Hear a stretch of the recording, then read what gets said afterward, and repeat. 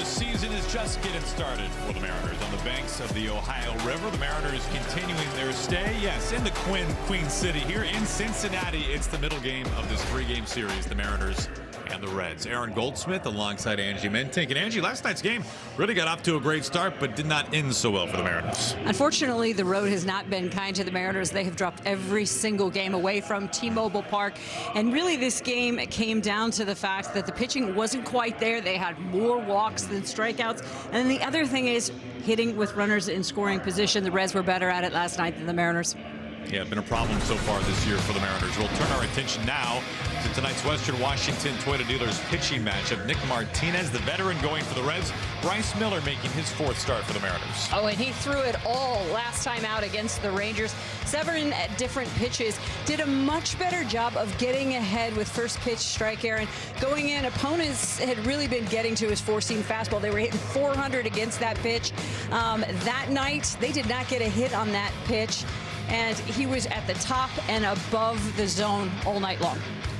Bryce Miller making his fourth start, trying to get to that 6th-inning threshold for the first time early on this season. Maybe it happens here tonight in Cincinnati. Our All-State Good Hands replay, we take you back a couple of years when one of the great base stealers in the game, Ellie De La Cruz, was cut down at second base by, of course, you know who, Cal Raleigh. Mariners and the Reds, plenty more to get to after this quick break. Cal tees up.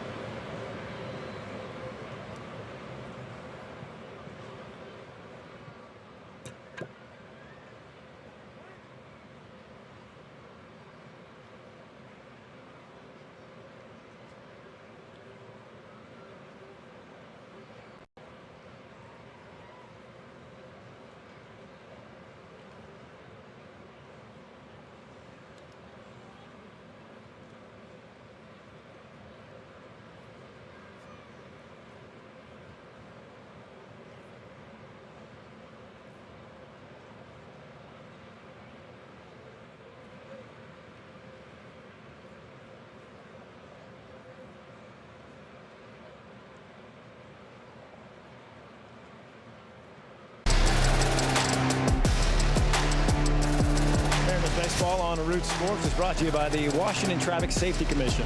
Always drive sober and wear your seatbelt. We all play a role in keeping our roads safe. And by Jack in the Box, the Smash Jack is back with so much more beef.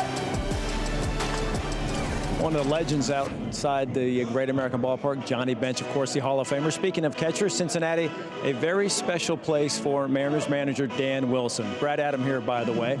The Reds selected Mr. Wilson, number 7 overall in the '90 draft. He made his debut for the Reds in 1992, played some of '93 here as well. Of course, this is all Riverfront Park.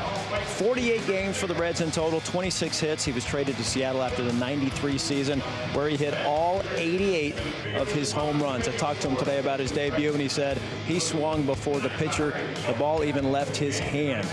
So that's Dan Wilson. And I tell you what, our T-Mobile coverage cam highlights Cincinnati now a very special place for one Ben Williamson. Made his major league debut last night, his first AB, single to left field, and there is the cheering section. They go crazy. 14 strong. They are excited about it. What a debut for the rookie. He said he was just floating to first. He scored as well, just floated around the bases. Congrats to him. Now he's looking for his first big league win. First pitch coming up on Root Sports.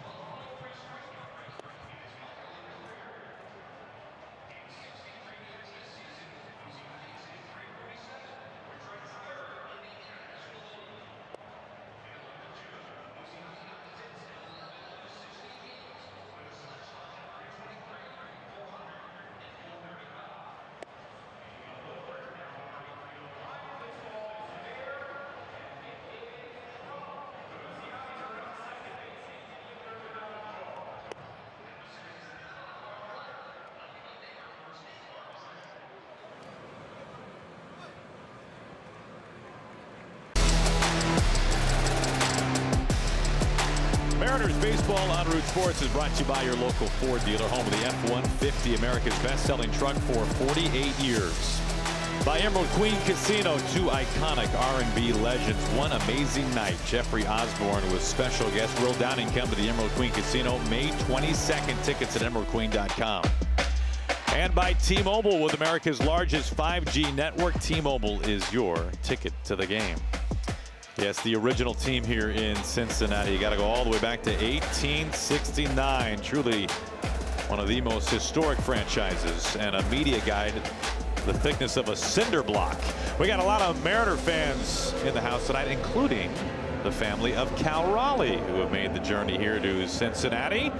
Tonight, the middle game of this three-game series. Here's what it looks like for manager Dan Wilson. Yes, Cal is in there. In front of him, Jorge Polanco. That's good to see Jorge DHing today. We did not see him yesterday with a lefty up on the mound. So Jorge Polanco back in the lineup. Also, Dylan Moore last night batting leadoff a couple of home runs. His first career leadoff home run. He's further down in the order with a right-hander on the mound tonight. He bats seventh. And Ben Williamson, who, as Brad was just talking about, picked up his first career major league hit last night in his major league debut. Williamson once again at third base and batting eighth for the Mariners. Veteran Nick Martinez is up on the mound tonight, Angie. Had a really successful year last year. Kind of an interesting season. Was a swingman back and forth in and out of the rotation to the bullpen. Seemed to handle it very well. This is somebody who's going to be leaned on this year as one of the frontline starters for the Reds. Yeah, and the Mariners are very familiar with Martinez. They faced him several times before he went to Japan, a couple of times after. He's still winless against the Mariners. He is around the zone. There's no doubt about that. He had two separate streaks of 24 or more innings last year where he did not allow a walk. He's got 6 different pitches, but doesn't really have one pitch that dominates his arsenal, Aaron. He's got the cutter, 4-seam, 2-seam, and changeup all around 20%. Occasionally you'll see that slider and that curveball. Yeah, pretty deep mix of pitches there. StatCast powered by Google Cloud. A look at his arsenal. Defensively behind Martinez, Austin Hayes, who made his season debut in last night's game. He DH. He's in the field tonight. He's in left field, fresh off the injured list. Matt McLain at second base, and Lux, we saw in the outfield last night, tonight at third base for the Reds.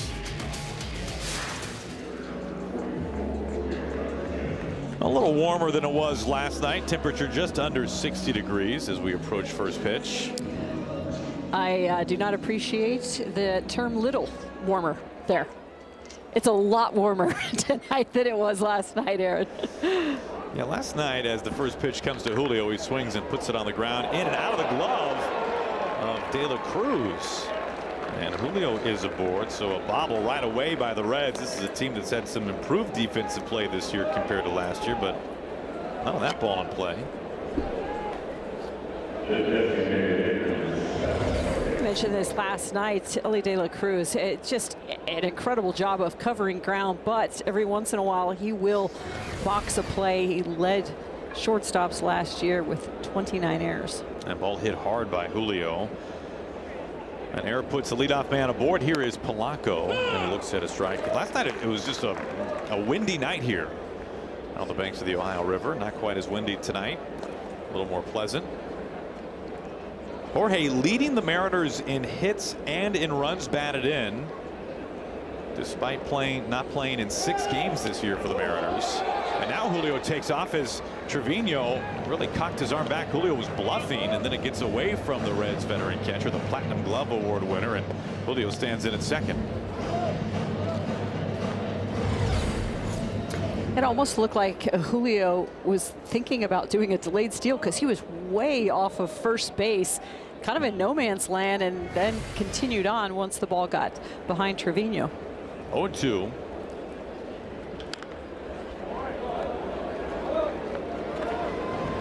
You know, Polanco is the type of hitter that is so good at fighting, but you could tell just by the swing he took right there, Aaron, he's got a runner on second. He is looking to pull the ball. He tried to come around that pitch.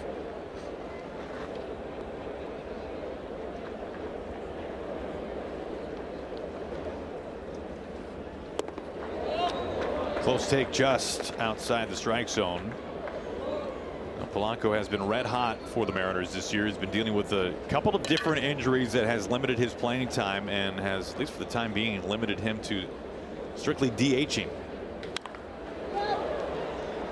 Popped up to third. Gavin Lux is there, almost even with the bag for the game's first out.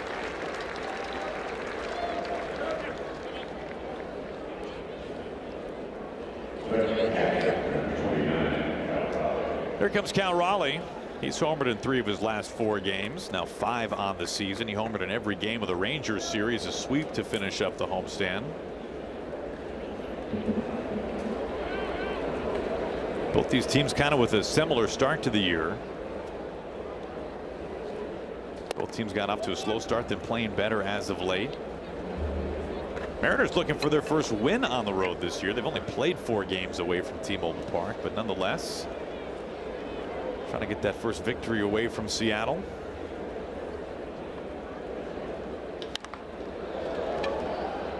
Straightaway center field. TJ Friedl backs up a little bit, and then Julio stays put. 2 outs.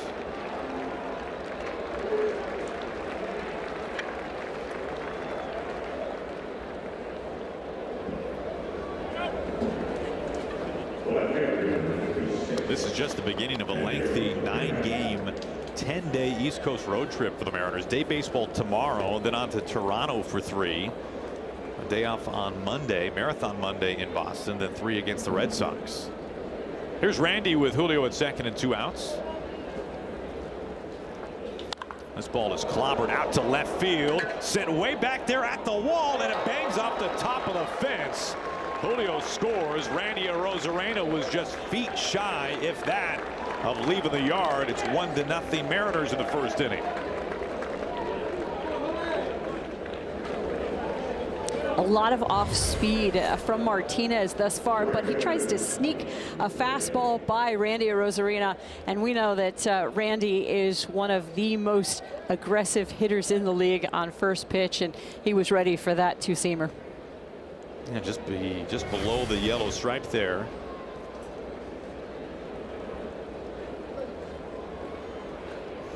Raley looks at strike one. Mariners scoring in the first inning in both games of this series so far. Error by De La Cruz on the game's first pitch coming back to sting Cincinnati.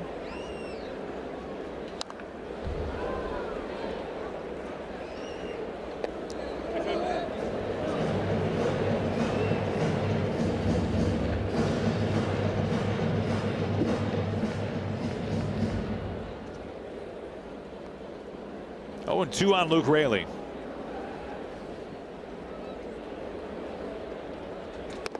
Swings and misses at a fastball up and out of the zone to retire the side. Randy Arozarena puts the Mariners on the board. They lead at 1-0 for Bryce Miller.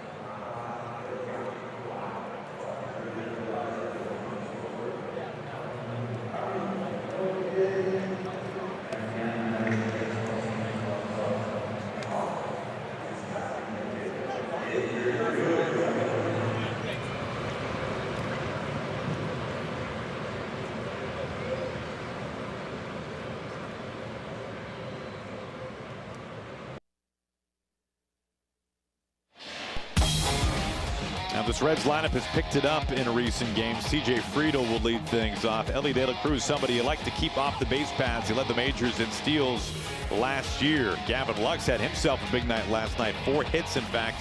And the former Mariner Jake Fraley in right field once again batting 8th. Bryce Miller on the mound, Ange, making his 4th start of the season. Yeah, and we have seen him use his slider quite a bit versus right-handed batters. He uses that split early in games, his knuckle curve throughout versus lefty.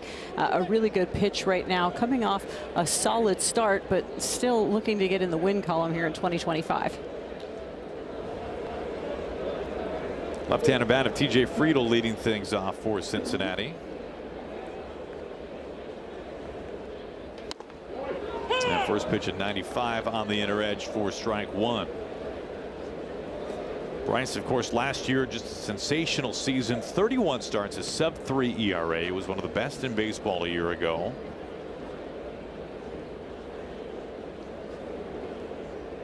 And for Bryce, the early results this year, he has not gone a full 6 innings yet. He has pitched into the 6th multiple times, but his stuff at times hasn't been quite as crisp. The command hasn't been quite what it was last year, and he made note after a recent start that he's had some troubles bouncing back after some of the starts. 180 innings last year. He's well aware of that, so they are, I don't think, worried at all about Bryce Miller, but probably hoping that some of that rust kind of starts to kick off and that he can bounce back a little bit better. And I think simply get in better counts more consistently, which is something that he did, it seemed like, with such ease last year. Yeah, in his last start, that is something that he got back to. First pitch strikes, working ahead, and then he's just got so many tools. Once he gets ahead, then he can go to work. Friedl somehow got a piece of that one. 97 up out of the zone. And that is a good spot right there. I mean, if he's hovering there at 96, 97 with that fastball, that is a really good sign early in this game.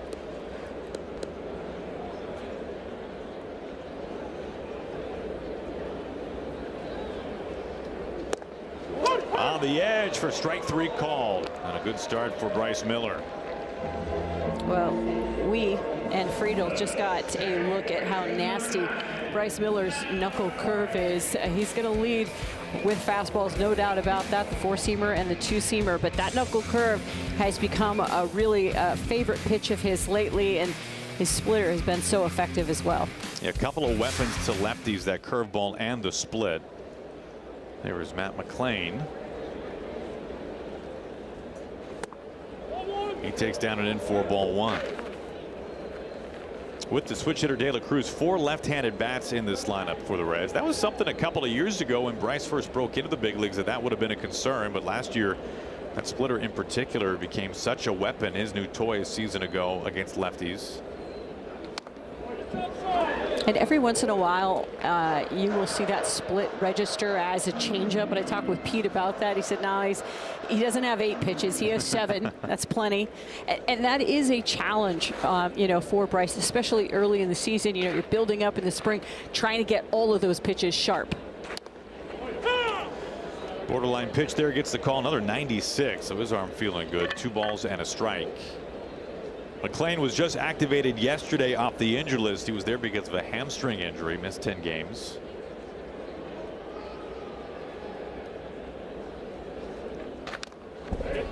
And Bryce right back into the count, 2-2.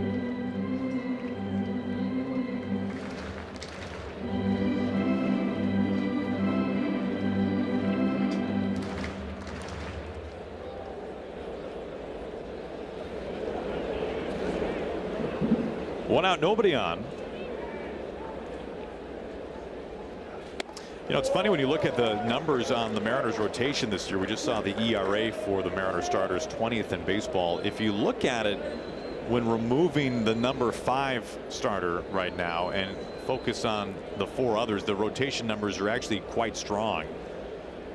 A swing and a miss going right after him, challenging him with 96, and Bryce Miller looking very good through the first couple of batters. Okay, I love Bryce Miller getting the sinker for the strikeout, but I'm going to actually mentally go back, Aaron, to that 2-0 count where Cal Raleigh stole him a strike. It was outside the strike zone. He brought it in, brought him back in the count, and got him 2-1. Then he goes 2-2, gets the strikeout. Like what you did, Bryce. Love what you did, Cal. There is De La Cruz. 97 upstairs for ball 1. Mariners kind of reslotting things in the rotation as Bryce Miller early on this season, just 3 starts, but has been very good the first time through the order. Second and third time has been a different story. Off to a good start so far tonight. Mariners talking about the similarities between these two teams, and it's funny that tonight's pitcher on the other side for the Reds is kind of in a similar boat. Very good first time through the order, really struggled second and third time through so far this season. 2 outs, nobody on. And that just misses. He falls behind 2-1. The Mariners reslotting the rotation with the day off for the travel day, and so that means that the number 5 starter, it looks like it will be Emerson Hancock, will be pitching only in Toronto on this road trip. So avoiding this ballpark, a very, very hitter-friendly ballpark, one of the most hitter-friendly in baseball. We'll see Wu tomorrow. And then also avoiding Fenway. Another tough place to pitch in. So the Mariners are being very aware of that and having their best 4 starters pitch as much as they can on this road trip. And I really like that we're going to see, at least it seems that we're going to see Emerson Hancock again. I mean, he just got the 1 start, and he is a guy that pitches to contact, and unfortunately, everything just seemed to find grass for him, find a hole, and so I'm eager to see how he comes back. Yeah, I mean, you look at that start where he did not escape the first inning against the Tigers, and then the 2 short starts by Luis F. Castillo, and those alone can kind of help paint the picture why the rotation has worked as few innings and the bullpen so many. Strike 3 called. He sears the edge at 97 miles an hour, and Bryce Miller just spun his best inning this year. He strikes out the side, 1-2-3. Ben Williamson, the rookie, made his debut last night. He'll be batting when we go to the second.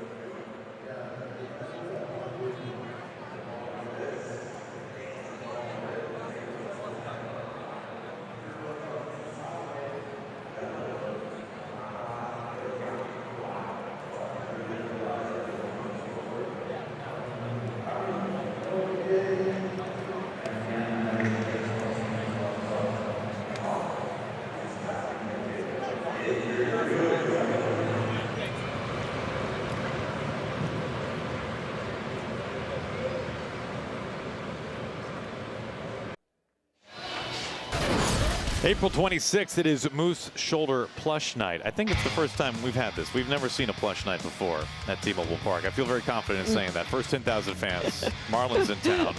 Mariners.com/tickets. This is something we would remember if it had happened. I'm sure I'll get a text message in about 1 minute saying this is the 4th time. I can't remember in all my years either. Rowdy Tellez leads it off. Goes after the first pitch. Out to center field. Friedel drifting to his right just slightly. There is out number 1.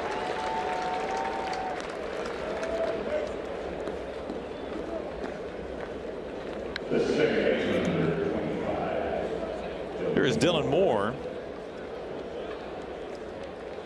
Moore, a monster night last night. 3 hits. A multi-homer game. He drove in 3 of the Mariners' 4 runs last night.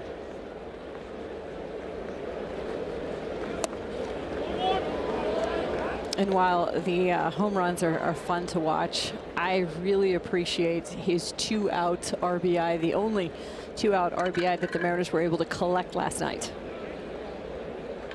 Hit hard, just past Lux's glove and into left field. Dylan Moore, extra bases as he races into second.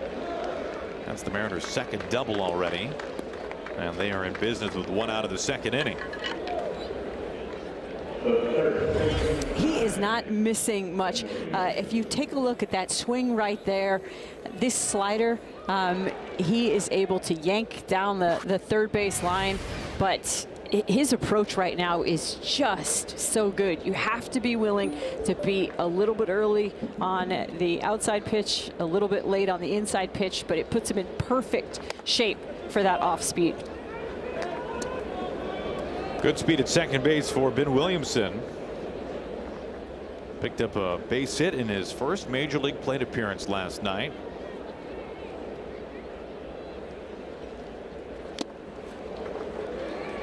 One ball and 1 strike.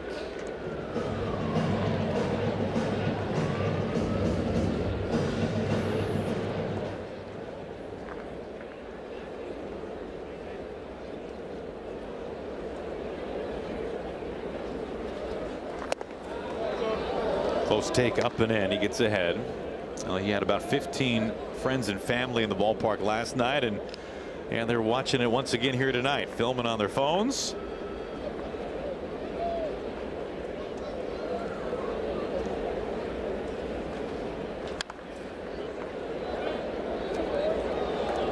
Obviously, the hit was great to see from Williamson, especially to get it out of the way so early. But he just had some great quality at-bats last night, didn't he? Yeah, I was talking to him earlier today in the clubhouse, and he says, you know, even against really good pitching, I have the confidence that I have that mindset. I'm going to be able to hit it out of the catcher's glove.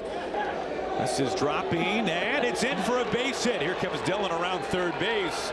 He's on his way home. A headlong slide, and the Mariners lead it 2-0 on Ben Williamson's first career run batted into the show.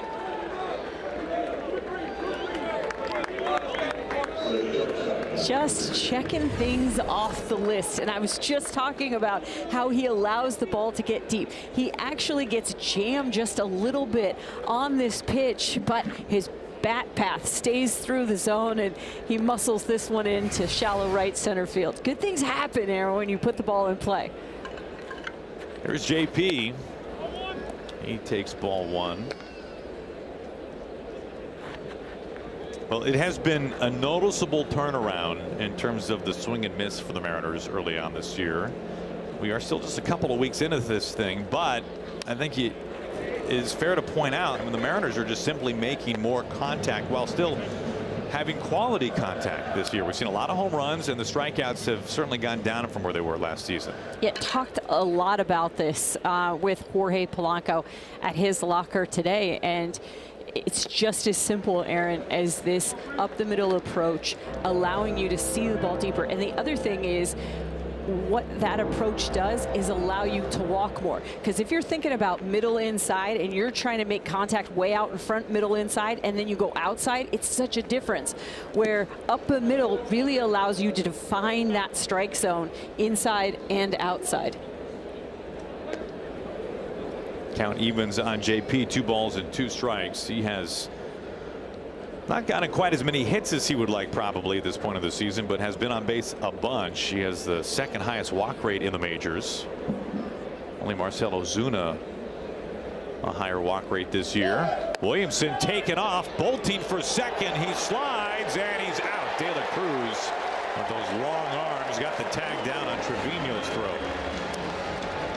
And only this throw was going to get Ben Williamson, because this throw is, with the location of it, is like 5 feet shorter because of where he throws it. Meaning the distance. If he throws this to the bag, it's 5 feet longer and he doesn't get Ben Williamson. But 5 feet, that's a huge difference in a bang bang play.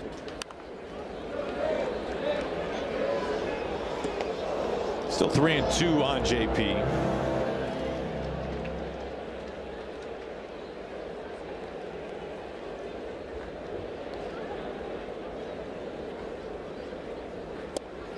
Strike 3 call. That does it for the Mariners. There was another plush night, Angie, 2004, the Edgar Bear plush, and with all due respect to the Hall of Famer, it was terrifying.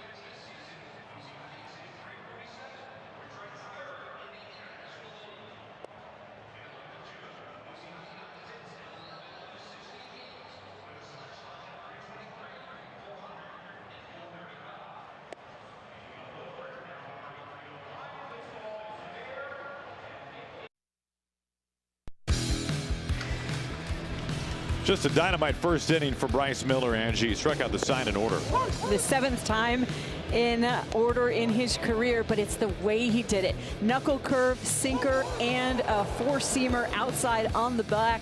Maybe best of all, he was tickling 96 and 97 miles per hour. Yeah, really good velocity from Bryce in that first inning, facing Austin Hayes. First pitch strike. Hayes a 3-run home run last night, a go-ahead blast for Cincinnati. Offseason free agent addition, signed a 1-year deal and has missed the entire season up until last night because of a calf injury he suffered on the final day in spring training. So they were happy to get him back, and he certainly made a good first impression.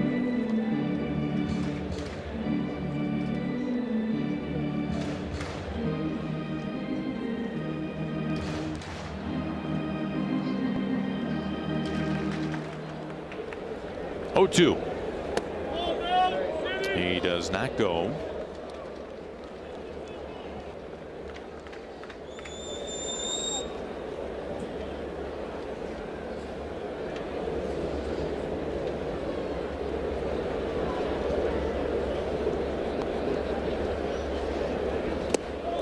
Reds have been playing some good baseball. They've won 4 in a row. They've won 7 of their last 9.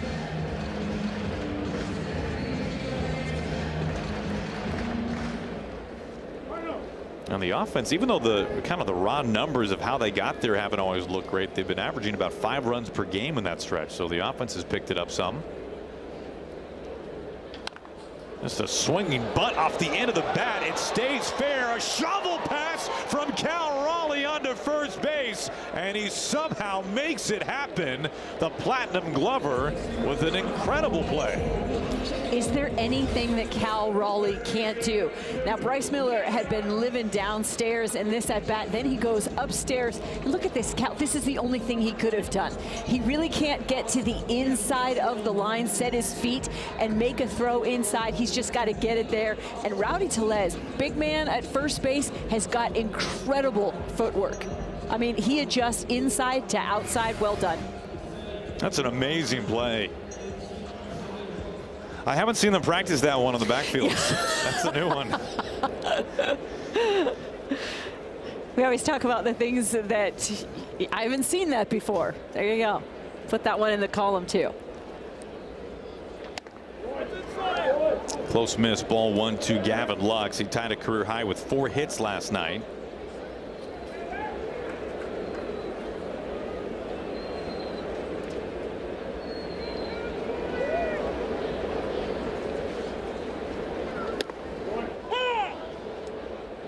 We so often talk about the importance of versatility on the Mariners side.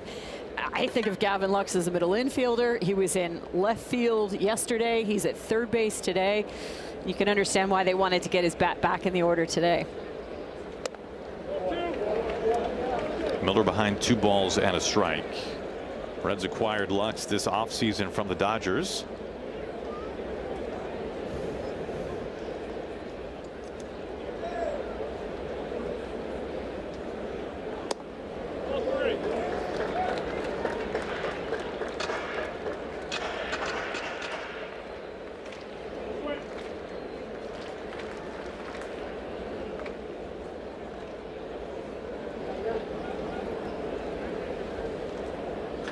Hit hard, but foul.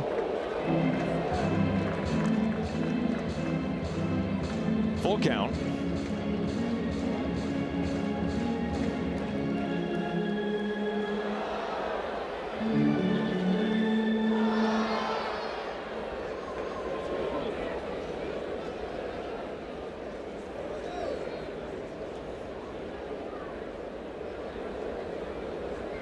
Three-two from Miller.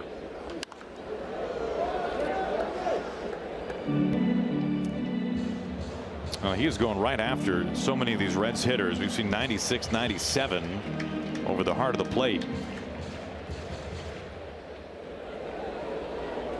Not every time, but a number of times early on. 7th pitch of the at-bat on the way. And he gets a swing and a miss. Another 96-mile-an-hour bolt from Bryce Miller. He struck out 4 of the first 5 that he's faced. Just seemed like he had Gavin Lux in between. He's been throwing that split, that sweeper, but to your point, once he got him 2 strikes, he just went right at him with the 4-seam fastball back to back and blew it by him the second time. And this first time through the order, very fastball heavy from Bryce. Spencer Steer takes a heater over the plate for strike 1.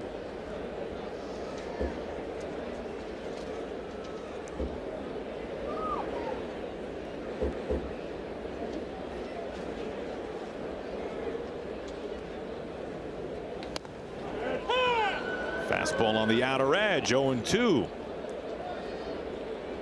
Now the Reds have had a hard time early on this season with the fastball. And that might very well play right into Bryce's wheelhouse.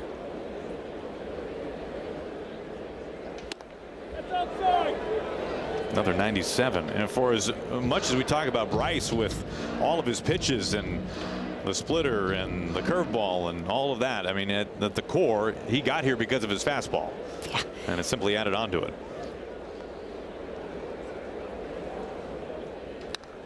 His first few starts in the big leagues, I mean, you were almost giggling at the percentage of fastballs that he was throwing. I mean, he just almost threw nothing but. Like 60-70%. Yeah, it was absolutely absurd. And Brian Wu was like, please. Hold my beer. Yeah. Watch this. Step aside, man. The 1-2. Swing and a miss. He changes speeds on him and picks up another strikeout. That's 5 punch-outs over the first 2 innings from Bryce Miller.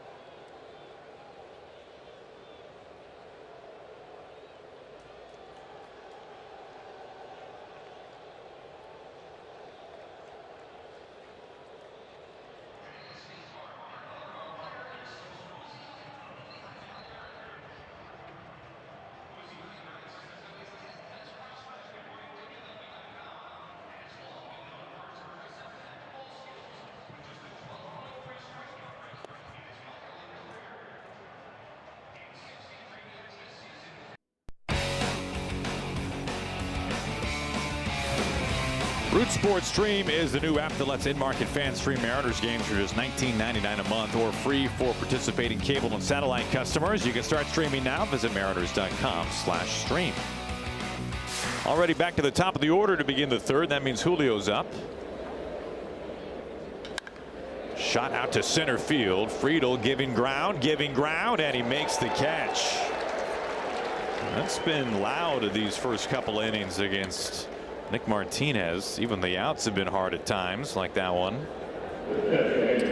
You go back to Julio's first at bat, and it was 109 miles per hour. I mean, it's an error. Elly De La Cruz probably thinks that should be a hit. It was hit so darn hard. But another nice piece of hitting there by Julio, even if it doesn't drop. Here is Polanco. Now Martinez this year, an ERA over 6. It's only 3 starts. You have to put it in the context, but he has been hit hard this year at times. He's given up a lot of extra base hits. Fly ball right field, drifting back to Fraley, banging off the wall. Another extra base hit if Polanco can make it, and he does. It's the 3rd double already for the Mariners in as many innings.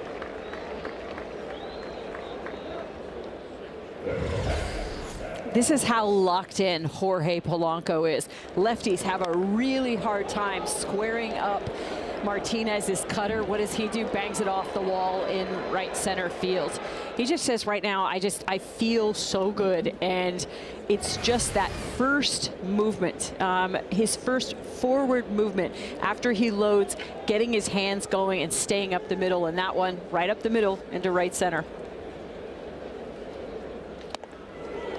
Swing and a miss, strike 1 to Cal Raleigh. Now Martinez had given up 10 extra base hits over his first 3 starts. That ranked near the very top among all big league starters. Cal kind of chops to that one, and 3 more doubles tonight.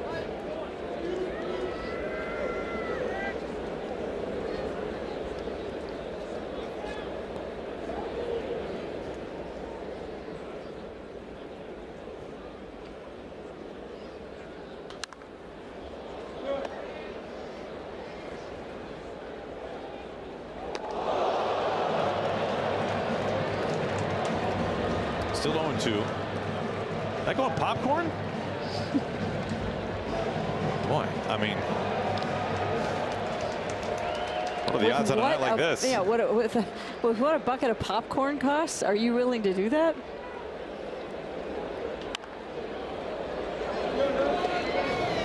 Watch out where this one lands. Not as dramatic. Still 0-2.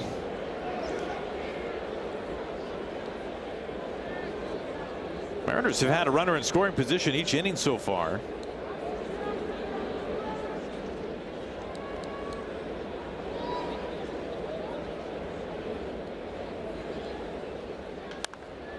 Soft fly ball, very shallow right field. McLean is out. 2 down.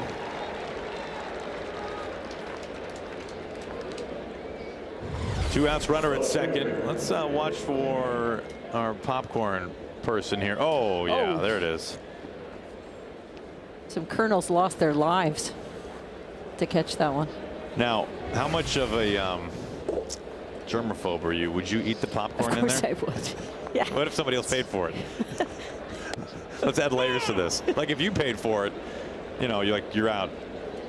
No, I did. So either way, Okay. I'm eating it. You I'm have no problem with Mississippi mud. Zero. I was just going to say a little Mississippi mud. Or heard anything? Delicious. A little earthy tones in my popcorn. Okay. You? You know. You're such a germaphobe. I might be. I'm not at all, actually. I think that is not. I think it'd be. What? What indication do you have that I'm a germaphobe? What do we have, Ange? What do we got? Is that your Purell? It's not mine. 2 outs. It's inside. But I love to make Aaron feel just like a little bit uncomfortable. Like we did a show one time, and they had like remember it was the hard ciders or whatever it was like we were drinking, and I was like, here, taste this, Aaron. It's really good. He was like, I don't have any memory of this whatsoever. Like I had already drank out of the glass. Oh, that, yes. You That's were right. just kind of like. Well, I was afraid to get lipstick all over my face. Right. 3-1. But I saw the disdain, like, but we're on live television, and like you couldn't do anything about it. Randy has walked a lot this year, and his walks continue. He's aboard for the second time. He nearly homered his first time. I do recall what you're talking about now, and everything you described is accurate.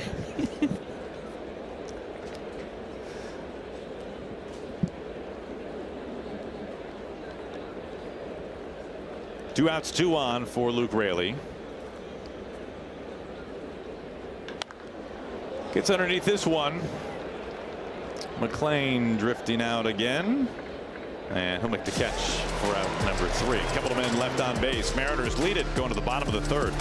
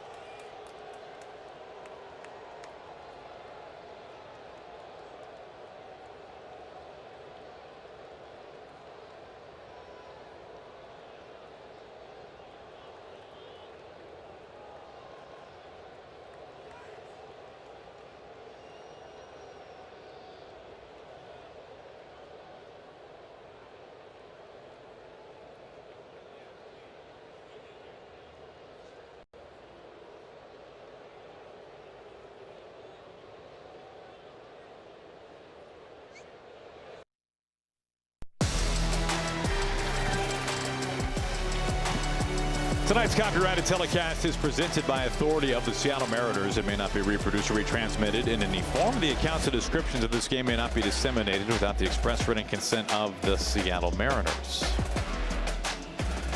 Mariners continuing their stay here in Cincinnati. They lead it 2-0 going to the bottom of the third. Plenty of extra base hits early on tonight for the Mariners and some really good starting pitching thus far from Bryce Miller. He's gone 6 up and 6 down with 5 punch-outs. And Encarnacion Strand on the ground over to third base. Williamson handles the first ground ball his way, makes it look like there's no difference between here and the minors. There is out number 1.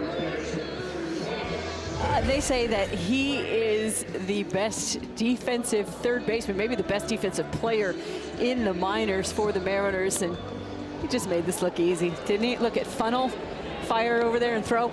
And by the way, I talked with Ben, and he was telling me how Perry Hill gave him a little pro tip, and it changed the way he could continue to field. Briefly working with Perry, he said to make sure when you go in to get that grip, go in with your whole palm, because there's a lot more spin on those balls at the major league level. You will have time to gather, funnel it, and then get your 2-seam grip to throw over to first base. So basically be more aggressive. Yes, because if you go in to try to get, your grip with just the 2 fingers, I shouldn't say 2-seam grip, your 4-seam grip, but, basically you go in there with just your 2 fingers and your thumb, it's got a lot of spin on it, and you're more likely not to get a good grip. You've got the time. Go in with the bare palm. Palm that thing as you pull it into the center of your body. That's where you get your grip, and then fire over with a good grip on it. Another fastball to 96, 0-2 on Fraley still. Well, we were laughing about that ground ball to Williamson because we all know all about his defensive abilities, and last night nothing happened over there. Didn't get any action at third base. 0-2. Fouled at the plate. I was kind of rooting. There was 2 pop flies over in foul territory that Garver ended up catching. Yes. And I wanted him to come over and just call him off. Like, even though Garver was totally underneath it, to come in and make some spectacular play, like we know he's clearly capable of.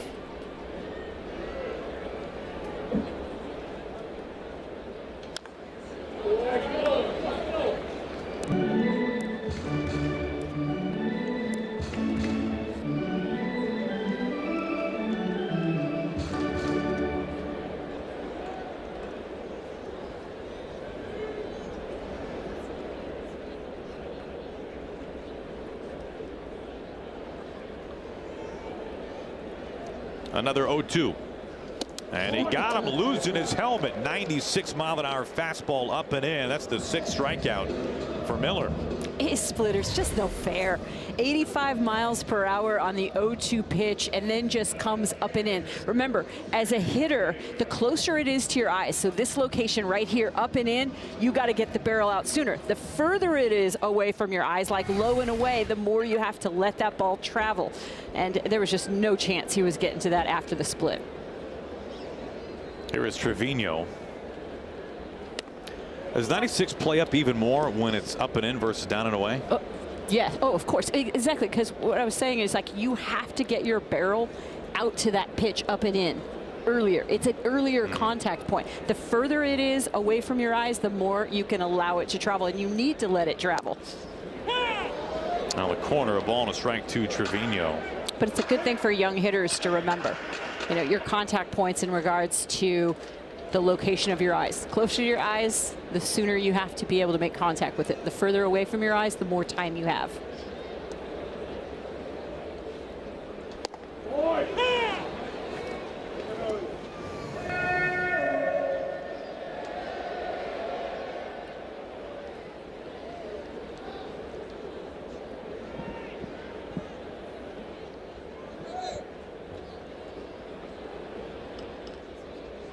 Miller's 1-2. Lined into left field for a base hit. Trevino makes the turn to second base as Arozarena plays this in the corner. First hit tonight, first base runner for the Reds. 2-out double.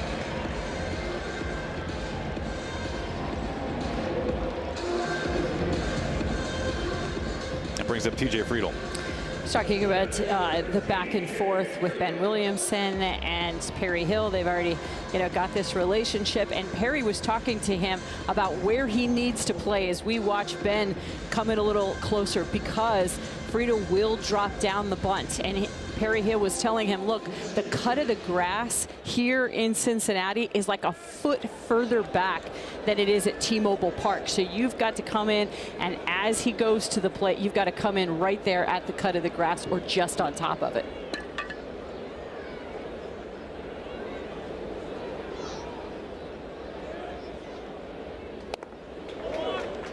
If you go back to the previous at-bat,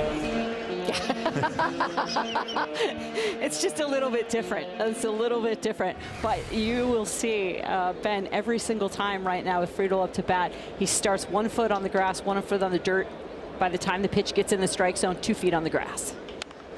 To the right side for a base hit. Trevino's on his way. Here's the throw from Raley. Play at the plate. Tag applied, and they got him at home. Luke Raley cuts him down from right field to end the inning.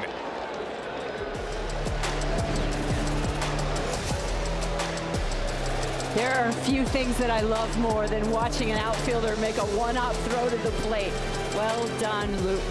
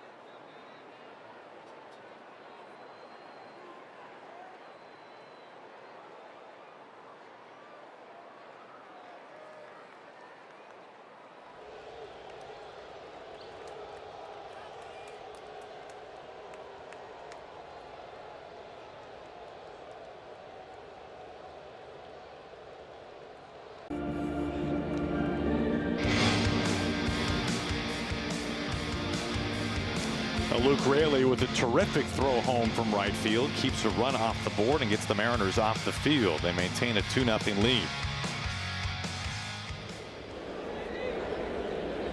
Here is Rowdy Tellez. Strike one.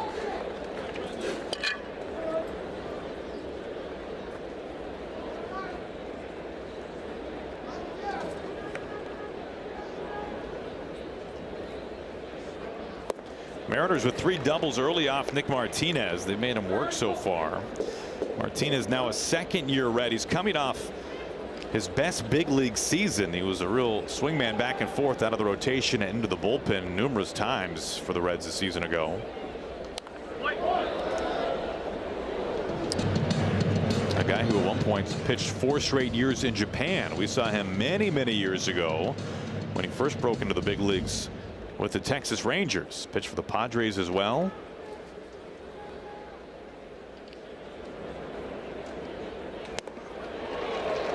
Rowdy Tellez is out number 1 to begin the 4th.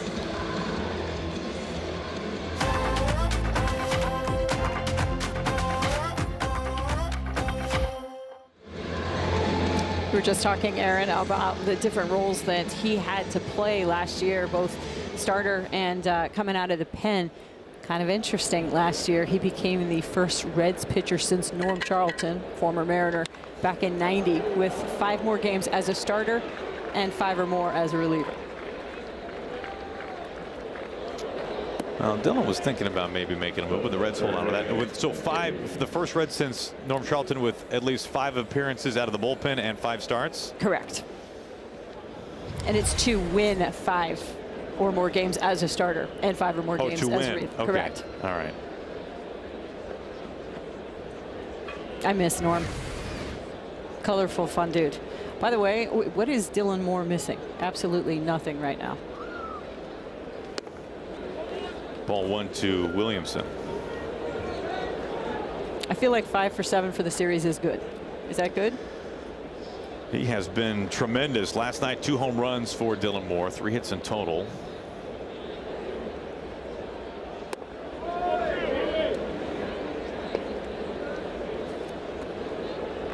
Yeah, Martinez worked enough innings last year that you would feel like he could have a full workload this year if health allowed. 30-some starts. It's not your typical pitcher who spent a chunk of the year in the bullpen and would only be able to go, say, 100 innings or so. That was not the case, certainly. He spent enough time in the rotation. Williamson ahead 3-0. Dillon Moore breaks for second, pitch a strike, tag applied, he's safe.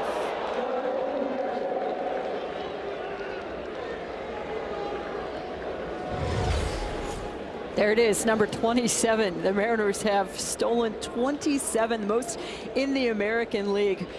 12 players altogether, 10 on the roster right now. Obviously, Ryan Bliss and Robles not with the team right now. It's easier to say who hasn't stolen a base. And Ben Williamson, one of them, almost got it earlier this game. You can probably guess the other 2. Rowdy. Rowdy being one. After that near triple, it made me think of it. and Donovan Solano is the other one. But I mean, Garver, Cal. Polanco's got a bag. Yeah. But JP. Garver. Yeah, oh, for sure. Yeah, I mean, Cal's still third. Yeah. 1 out runner at second. On the ground, De La Cruz gobbles it up. 2 outs. Well, the next Mariners Little League Day is coming up, less than 2 weeks. The Mariners will be hosting the Marlins on Sunday, April 27th. And all kids 14 and under will take home this Mariners poster featuring Victor, Julio, and Randy Arozarena. Mariners.com/tickets. 2 outs and a man at third. Here's JP.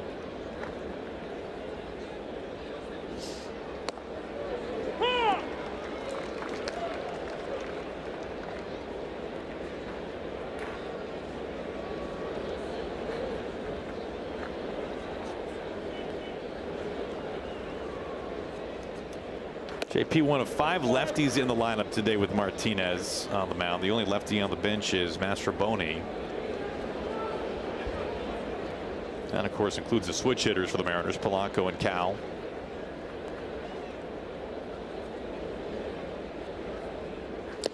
And one advantage that the lefties kind of have is that Martinez doesn't throw the 2-seamer or the slider almost ever to the lefty, so you can kind of eliminate 2 pitches as a left-handed batter against him. Yeah, mostly changeups and cutters to the lefties.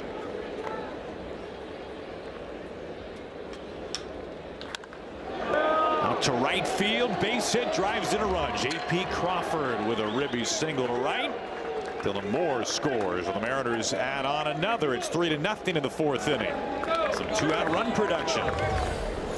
And Dillon Moore got 180 feet all on his own. 1, he stole second base. There's 90. And then he made a really good read on Ben Williamson's ground ball right at Elly De La Cruz. And it was right on the cusp, because you got to be careful. You don't want to run yourself into an out there at third base. It was a good read, and he ends up scoring on the single.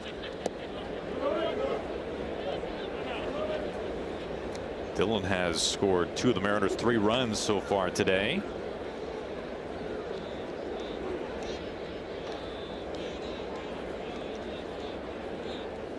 I like to see all this production down here at the bottom of the order, too, for the Mariners. Dylan Moore, couple knocks, Ben, and now JP. Let's go. 2 outs, JP at first base for Julio, already his 3rd time up. Hit the ball hard a couple of times. Gets jammed. This is popped up, foul ground, first base side, and just beyond the Reds dugout. Encarnacion Strand gave it a run.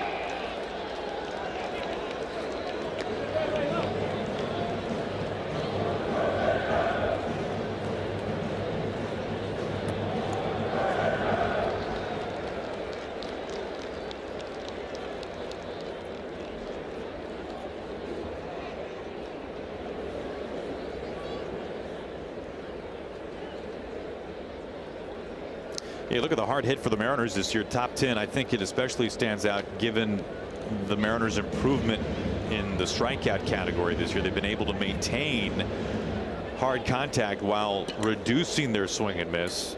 Strikeouts have been an issue for Julio.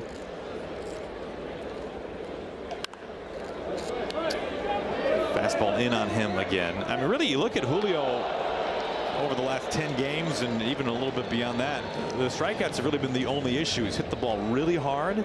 It's not like he's hitting everything on the ground.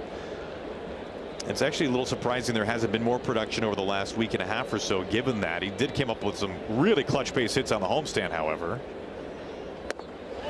You think about his 2 at-bats already here today, Aaron. The 109 miles per hour to Ellie, if that's 3 feet this way or that way, it's an easy base hit. And then the line out to center field as well. You know, 5-6 more feet, that drops as well. So you got to stay with the process. Pulls this foul. You can't just get caught up in the outcome goals. Yeah, and to be clear about the strikeouts from Julio, they haven't, it's not an egregious number. No, but sometimes when things aren't dropping, you start chasing hits just a little bit. You try to go outside that box just a little bit to make things happen. He calls for time now. Yeah, I think you'd be more concerned, right, if the strikeouts were there and he was not making quality contact. I'm right there with you on sticking with it, because if you hit the ball hard half the time like Julio has, good things will happen.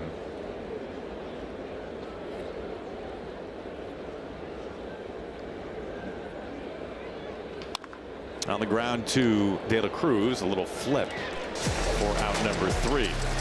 Mariners add another run on a J.P. Crawford RBI.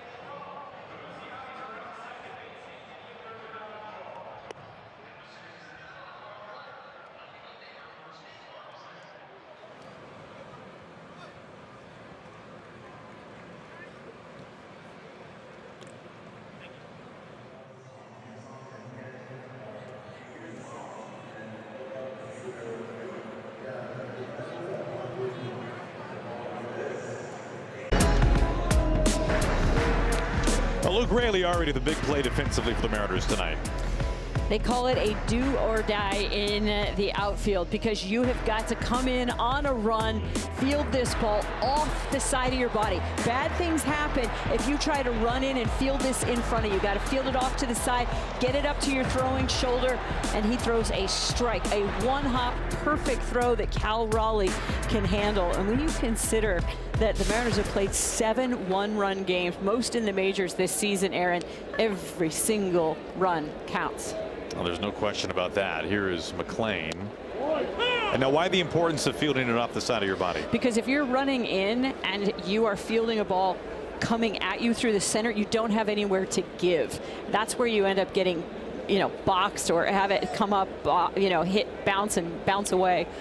So you've got to field that off to your side. And if you don't get it, that's why they call it a do or die. You've got to come run in. It's a very risky way to field a ball.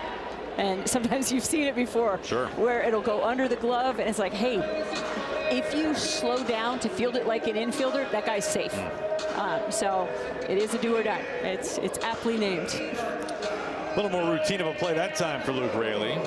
A quick out number 1. Here is Elly De La Cruz. But the other part of that, too, though, is that one-hop throw to Cal.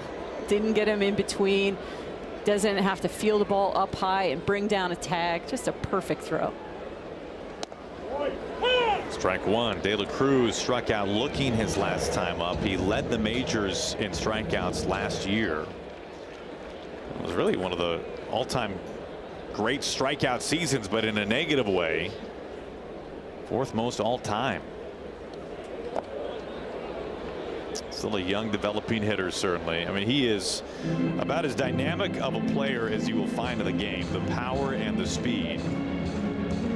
2 years ago when he debuted, he hit for the cycle in his 15th major league game. Some guys are still looking for their first hit, and he's cycled.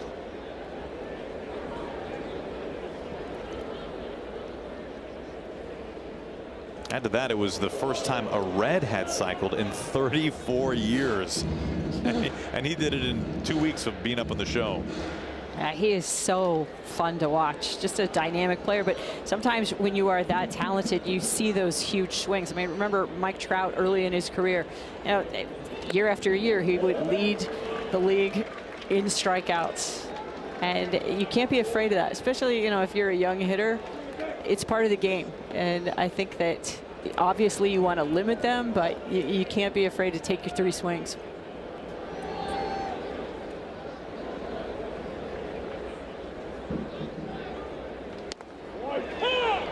Miller back in the count, 3-2.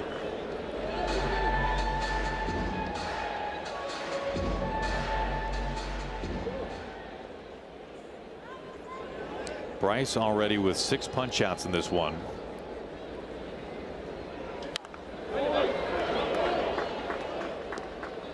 He is already beginning to approach his career high. His most strikeouts in a game is 10.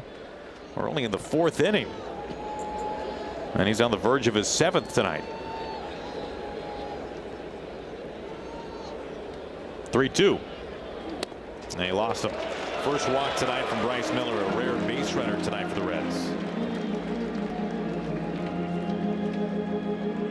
Win or lose, it's really about how you feed the game, right? Together, we bring more. Beef, it's what's for dinner. 1 out, 1 on. Austin Hayes, an all-star a couple of years ago with the Orioles. About to bat. De La Cruz always a threat to run. Led the majors in steals last year.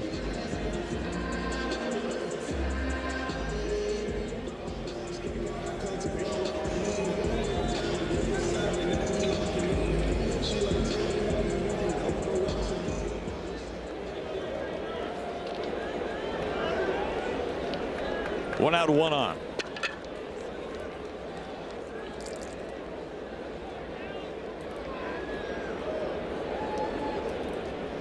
A long hold from Bryce. There goes De La Cruz. Pitches up. The throw to second. Tag applied. He's safe.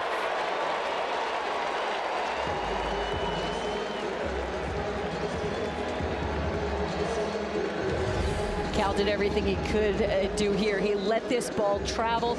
He threw it to the first base side of the bag, but Elly De La Cruz is just so quick.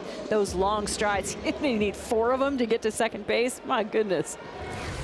A 6'7" shortstop, and he can fly. He's breaking for third. Now Miller's running him down. Miller chasing him back. A little option pass to Dylan Moore, who applies the tag. And the Mariners played it perfectly, and they erased De La Cruz from the base paths.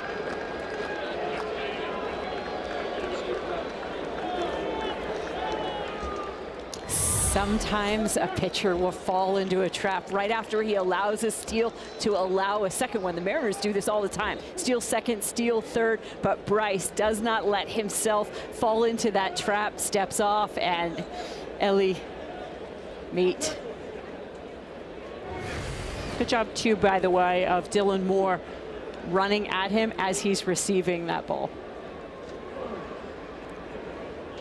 You don't want to be dead still when you receive that ball and then try to catch Elly De La Cruz. You might lose that foot race.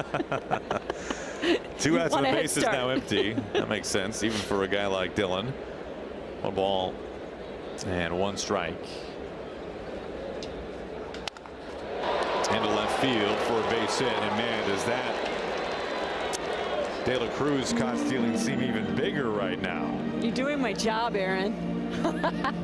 That was huge. I mean, think about that. That's a run right there. We've already talked about the defense finding a way to cut down 2 runs. Obviously, Bryce Miller helping himself out, picking off Elly De La Cruz, but 2 runs would have scored. Dan Wilson's talking about it all the time. The little things in the game, we're seeing them play out already in this one. Here's Gavin Lux. Big swing and a miss. Fastball up and away.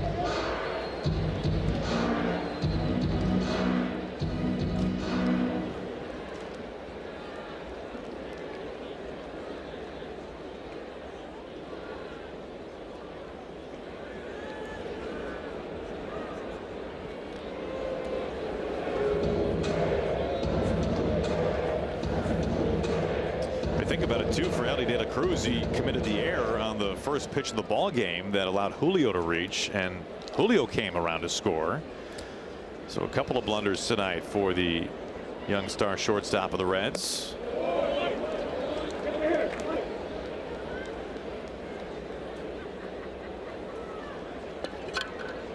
Let's keep piling on. Anybody would take him. Yeah. 2 outs and a runner at first base. That's Hayes. Not to center.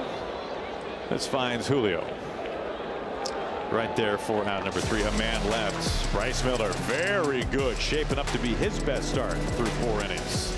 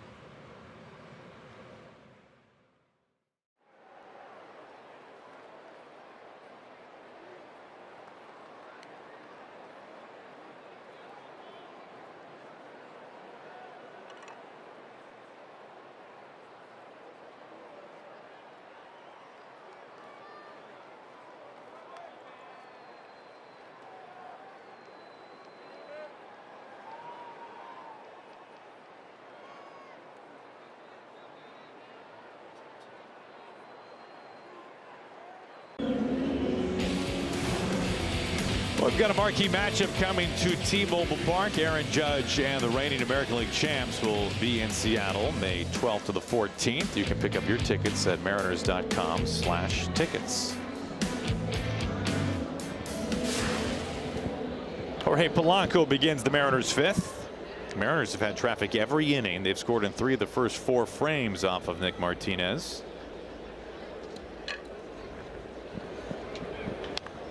Polanco aggressive first pitch swinging fair far behind the bag at first base, and Polanco is out number 1.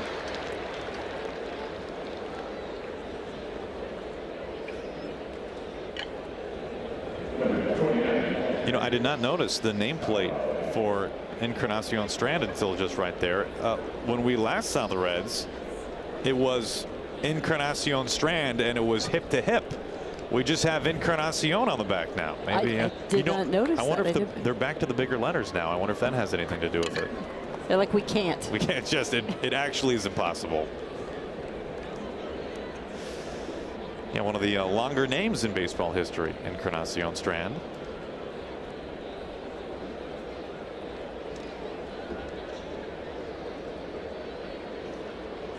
Cal Raleigh, an absolute blast out to right field. He just keeps hitting homers. Cal Raleigh has homered in 4 of his last 5 games, and that one was a bomb. Nick Martinez has got to be like, what is going on? Lefties have really struggled against the cutter. Average-wise, coming into the game, about 20 points lower than right-handed batters, but 4 of the 5 home runs that he has allowed now with that home run to Cal have come off of the bats of lefties on the cutter.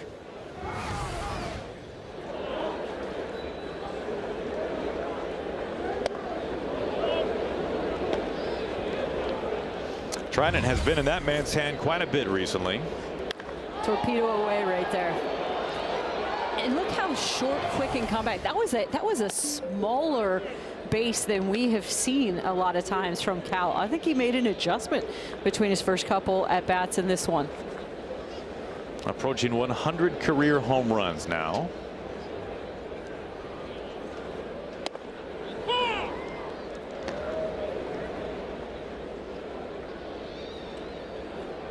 Randy's been aboard twice, a double and a walk. He's also driven in a run.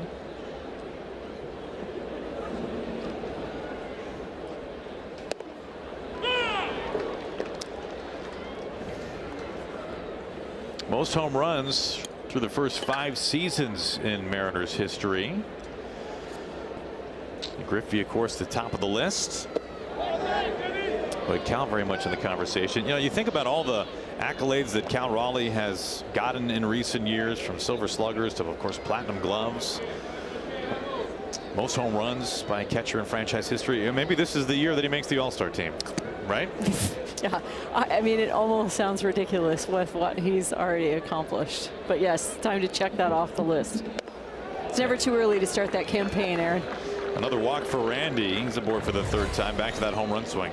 Again, look at his base is a little bit shorter and a little bit more compact than we've seen. Sometimes Cal can get a little wide and you see those hips drift forward, but no, it was really nicely stacked right there, and it's just so darn strong.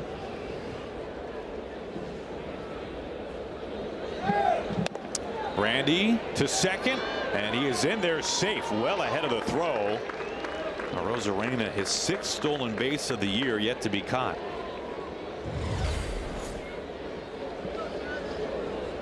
Good slide to the back of the bag, easily beats that throw. It's just a great jump by Randy. Good read off of Martinez's move to home. And again, EY over there at first. He does such a good job of, picking up on little things pitchers do when he knows they're going to the plate.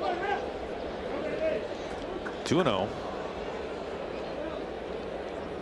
Pardon me, 1-1. That's how that works.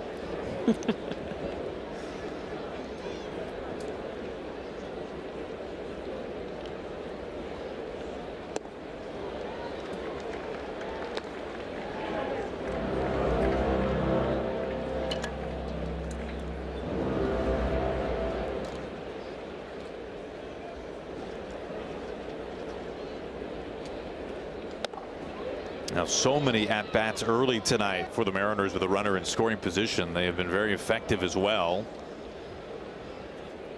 3 of 9 already tonight. Randy at second. 2-2.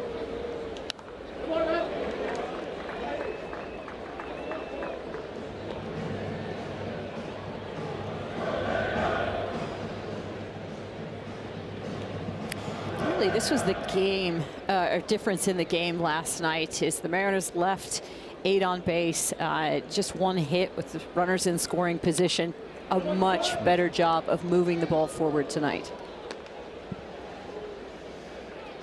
4 runs on 7 hits for the Mariners and a lot of slug to go along with it so far. 3 doubles, a homer. Terry Francona has his bullpen up as Martinez is nearing 80 pitches. A good take there to run the count full. Back-to-back full counts for Martinez. Barlow is warming up. We saw him last night.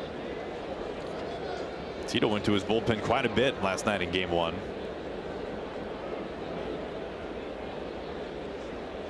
The payoff. And it misses high for ball 4. Back-to-back walks. We'll have Mariners post game at the end of this one, presented by Emerald Queen Casino as always.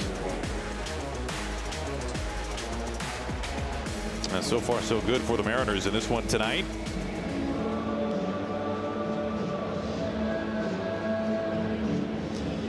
One out, 2 on, and a run in for Rowdy Tellez.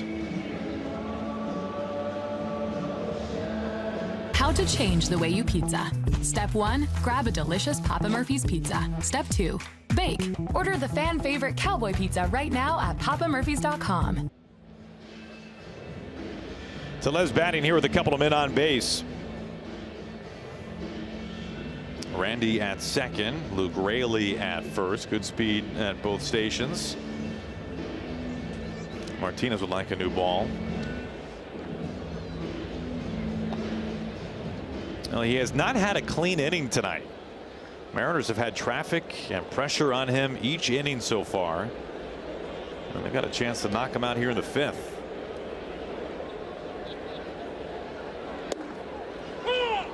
Strike 1.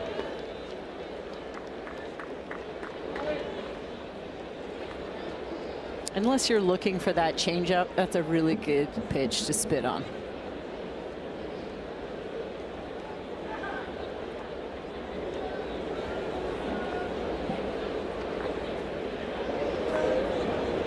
Because of how rare he throws it to a lefty? Is that for that reason or something else?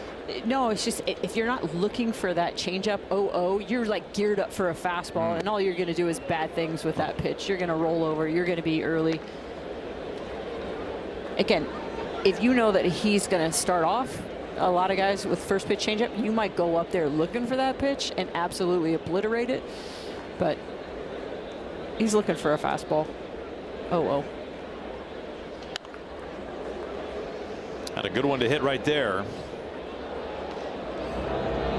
1-2.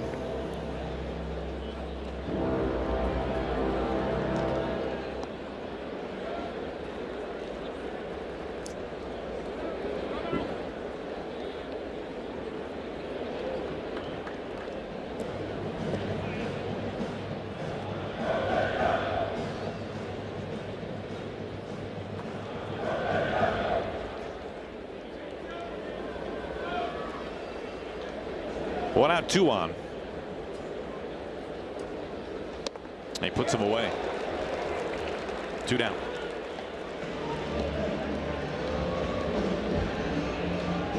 That brings up Dylan Moore.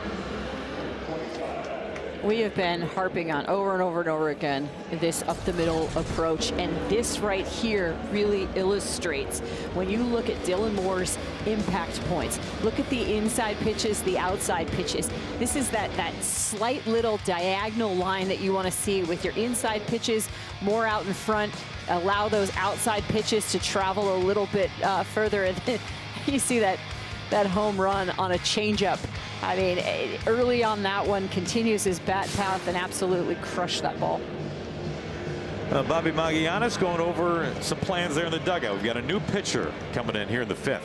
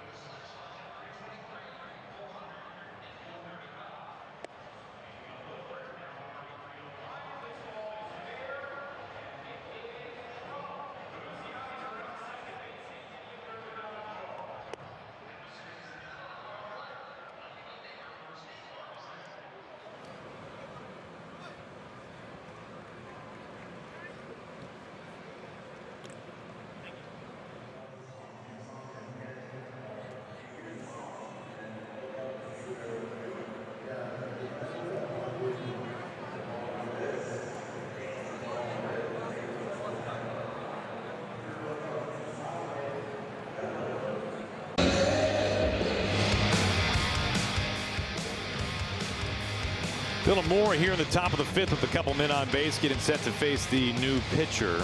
That's Scott Barlow out of the Reds bullpen. He's the guy that's really effective with his tunneling, locates his four-seam fastball up and in on righties. It's the same release point as his sweeper and his sliders that makes you want to dive over the plate, but the four-seamer, it'll stand you up. 2 outs and 2 on. A throw, almost a wild throw on the Reds. Get some help there from Matt McLain, who keeps that from going into the outfield.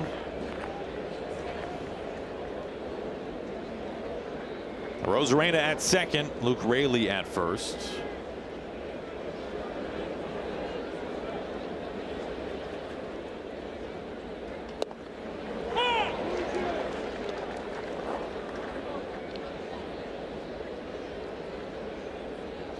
You know, about B. Magallanes is going over what Scott Barlow has, but at the same time, sometimes you just want to see a pitch.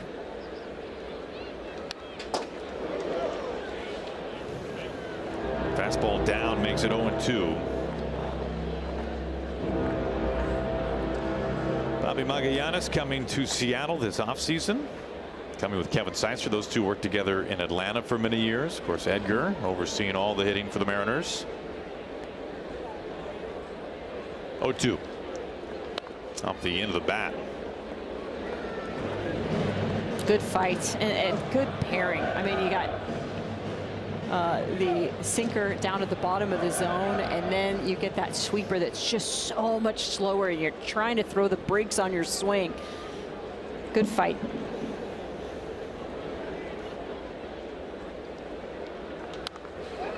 Popped up. Trevino behind home with room. Makes the squeeze for out number 3. Mariners get another run thanks to that man's home run. His 4th in the last 5 games.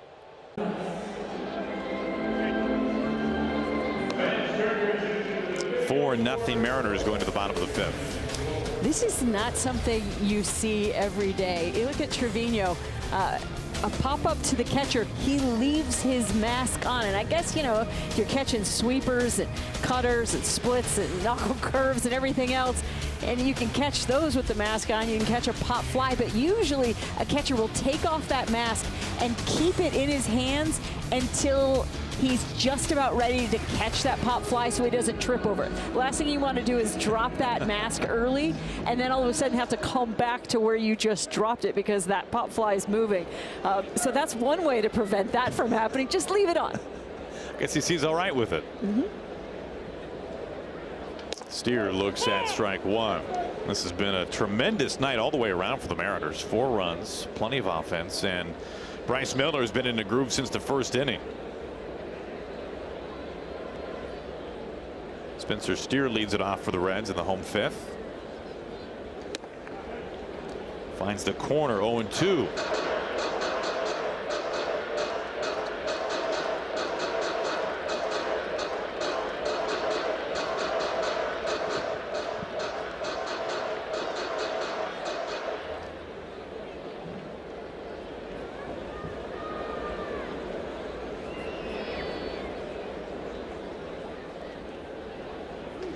3 pitches and he blows the doors off them. That is strikeout number 7 for Bryce Miller. He's still got more in the tank. It doesn't look like he's ready to slow down, but I'll just go ahead and say it. I mean, this is his best start of the season, no doubt about it. And this is a build off of last start. Last start, he did a much better job of going right at guys with first pitch strikes, and that's what you're seeing here tonight. Encarnacion Strand with 1 away. Oh, he hasn't been messing around. I mean, it's just been a ton of fastballs for Bryce Miller, even more than what he usually throws. Bryce has all of these weapons. He's got 7 different pitches, but every once in a while, Pete has to get in his ear, the pitching coach for the Mariners, Pete Woodworth, and say, hey, let's not forget your best weapons. Yeah, you got 7, and you got to feed all the kids, but you got your favorite kid. Man, this is a big league pop-up. Dylan Moore is the one who calls for it. 2 down. And you don't really have favorite kids. You know that. You know that. Oh, I totally disagree. Well, the Mariners homestand will get going with the City Connect Captain's Hat Night when the Mariners return back home April 25th against the Marlins. First 10,000 fans will bring it home. Would you? Did you pull that off? I do think that's a great looking hat. Yeah. How are you going to cover that hair? Give the people what they want, Aaron. Here's Luke Raley. People want to laugh is what they want to do. Ball 1.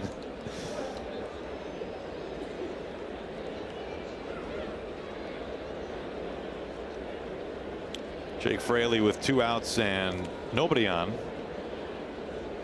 Struck out his last time up.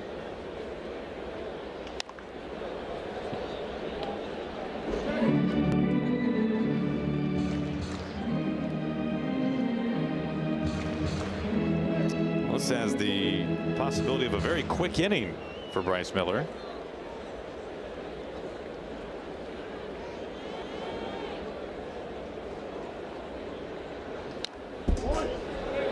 Sticking with the heater, 1-2 now.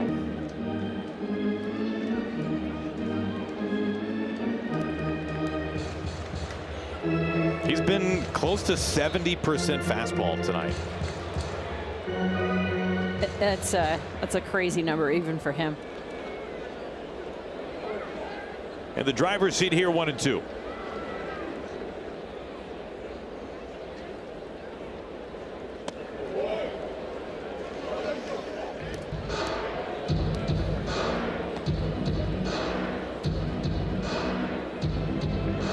Now the pitch count's in great shape, just over 70 with 2 outs and 2 strikes in the 5th.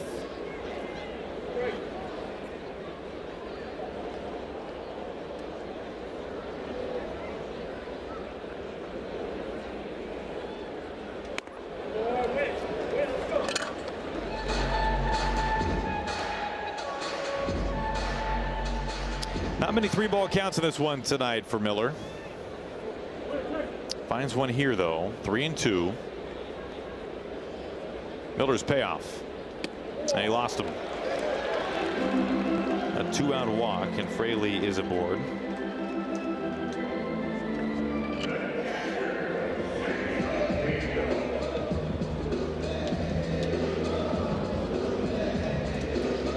JP and Cal out to the mound.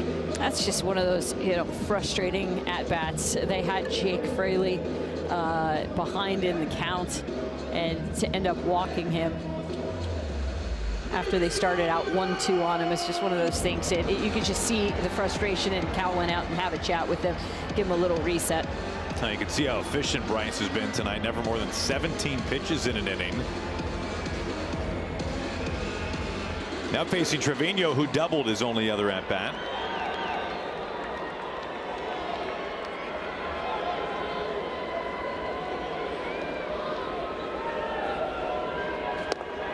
Good start, strike 1. Pumps a fastball right over the plate.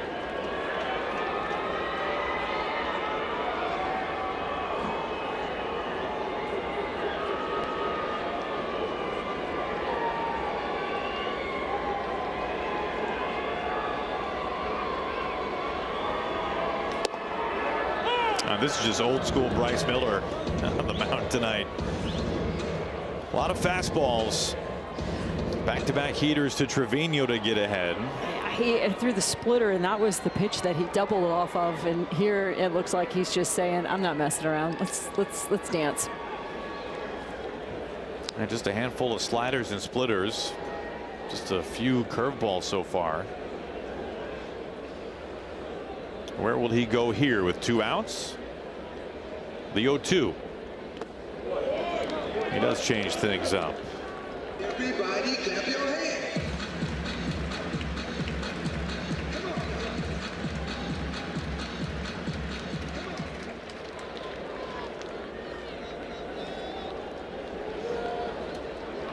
Top of the order is due up next. 2 outs and a man on.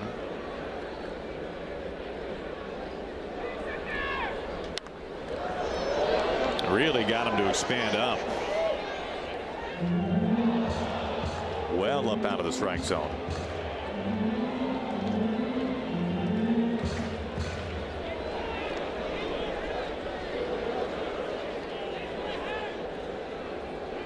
Fraley, the runner at first base, 2 down. Another 1-2. That is on the edge. A fastball, strikeout number 8 for Bryce Miller. He has been something else tonight in Cincinnati through 5.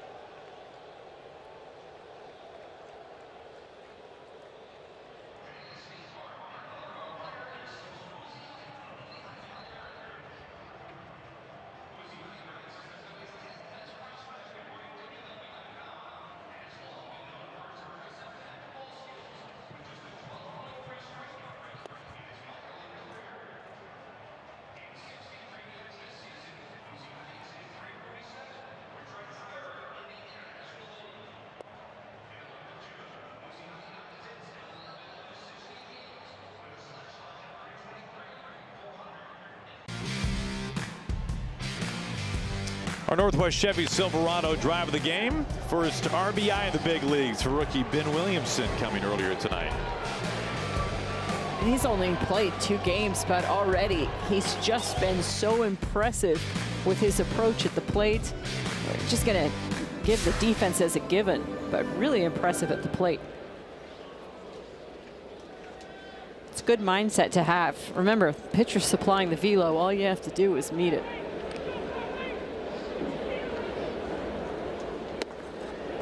There's a strike.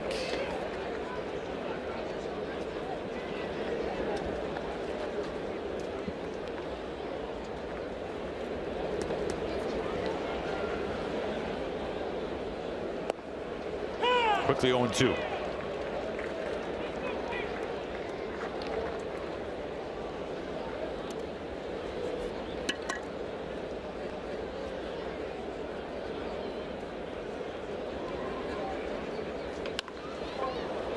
Skipping up the middle, McLean.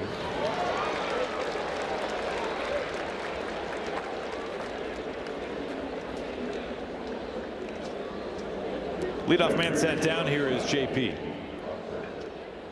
JP an RBI single his last time up.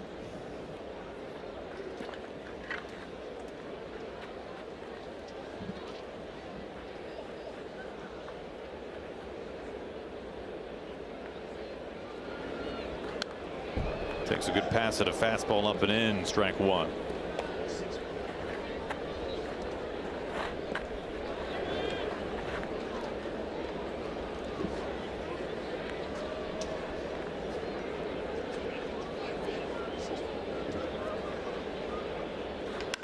hit hard right back up the middle. De La Cruz was positioned in the nearly perfect spot. And it takes a hit away from J.P. Crawford. It's when Elly De La Cruz gets next to Matt McCain up the middle that you just realize how big he is. And because of that, he's just able to cover so much ground. I mean, he took a step and a half to his right. Left, excuse me. Strike Direction's one. hard. Strike one to Julio. You know, Julio, to your point, Julio was standing on second base in the first inning talking with Elly, and they were eye to eye.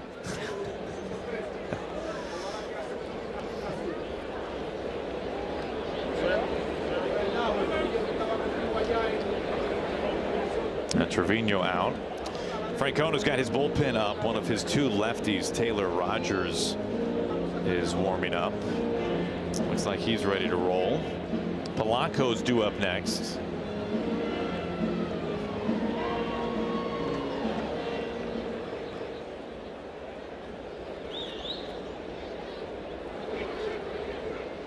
Two outs, nobody on for Julio.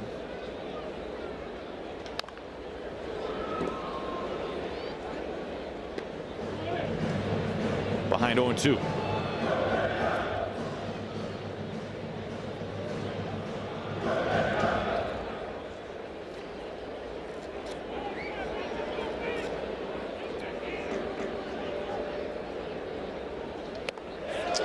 Fastball up and in, and Julio strikes out. Barlow retires the side in order.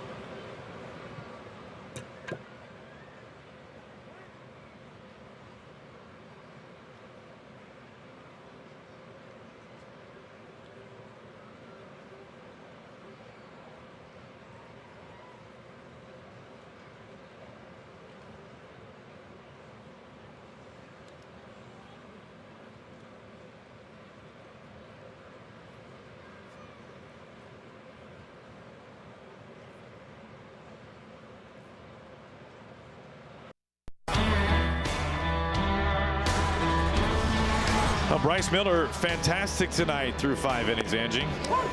And kind of a second verse, same as the first. He is 1-0 with a 1.64 Ernie here against the Reds in 2 career starts, 5 innings of 1-run ball at the Great American Ballpark back in September of 2023. He just did not mess around tonight.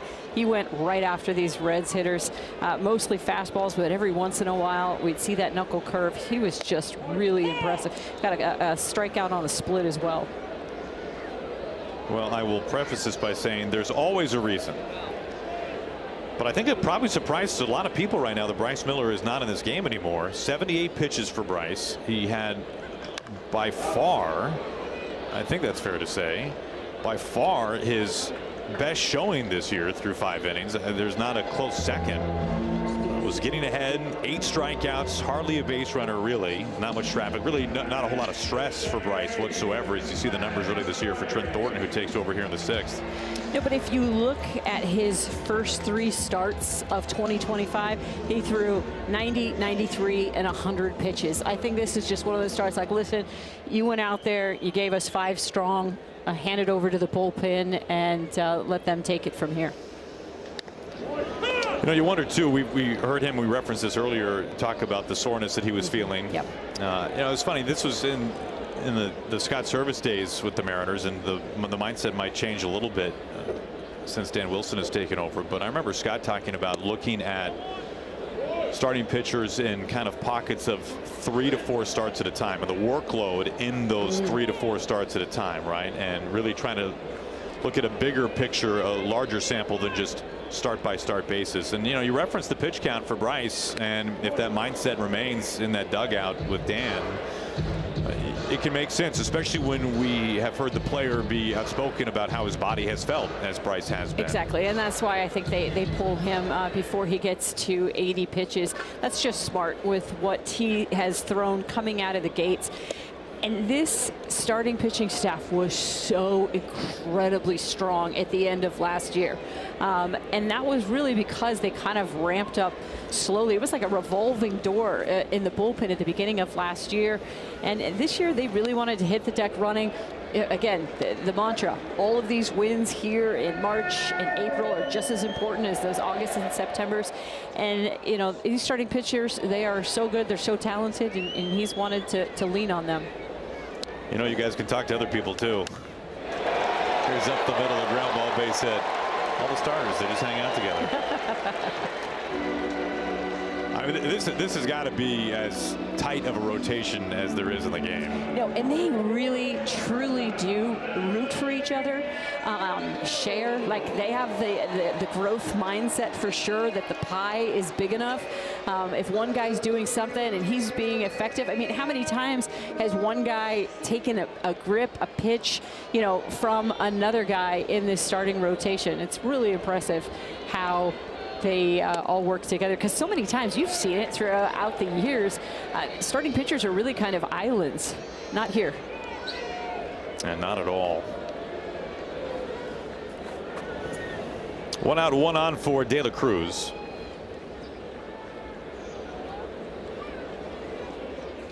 Takes a big hack of that fastball just up out of the zone.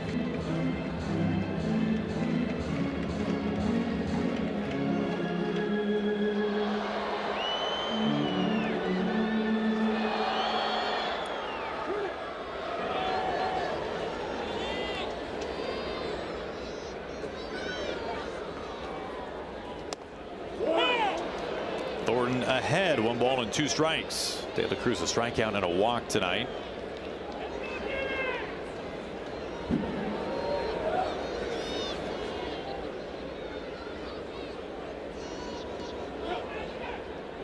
He steps off.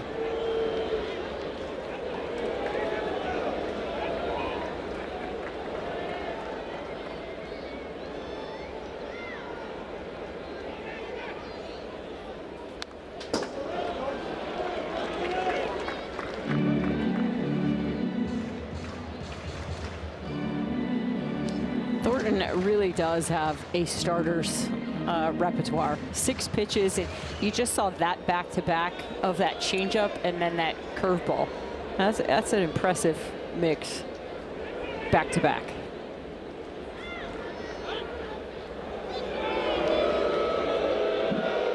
I mean, most guys coming out of the pen lucky to have 2, maybe 3 pitches. Well, Munoz aside, of course, he's probably the best Mariner reliever equipped to face a lefty because of that, because of the curveball in particular.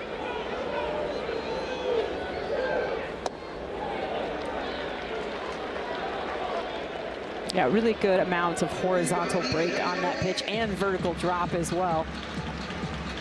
You mentioned his curveball has a 14% more drop than the average curveball in the majors.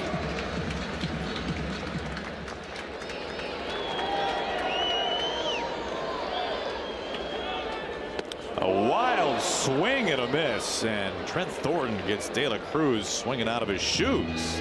Just on demand right there. I was talking about this curveball and the drop on this pitch, and this is just such a great illustration of it. Where this pitch starts, it looks like it's going to stay in the zone and just completely drops out of it. Good block by Cal back there as well. 2 outs, trying to work around that single from McLean. Here is Austin Hayes. Takes inside.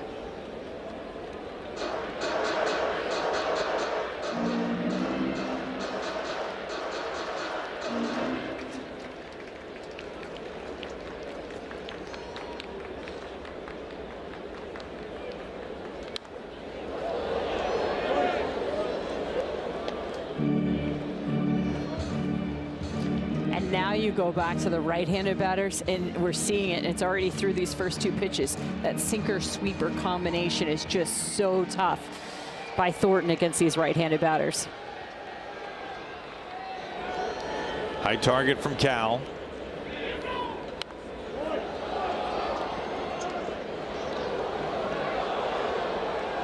One and two.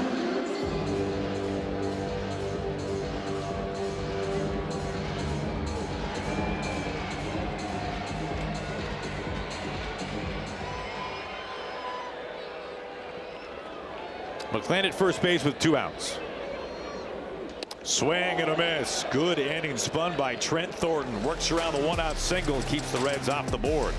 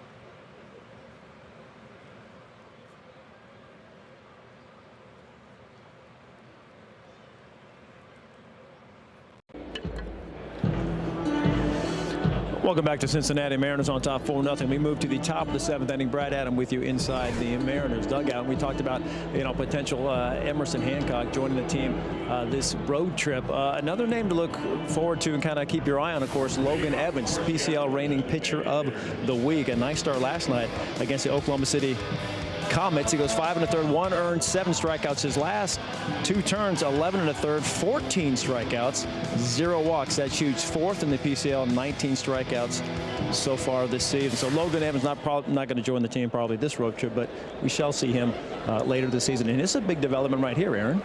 Oh, yeah. So here is Polanco, and he is, for the first time, I think it's safe to say, in his life, is batting left-handed against a lefty pitcher. I can't even imagine this. Like, I can't imagine he's seeing the ball right now from a lefty, from this side for the first time ever. I mean, that is so different. So the injury to his side is preventing him from batting right-handed. So he is in there left on left, and he takes a swing at it. He began switch hitting when he was 12 years old. He says that just kind of over the course of his life, just messing around here and there, he has taken left-handed breaking balls off a machine, but never in real life in a game. This is uncharted territory. as you might be able to tell.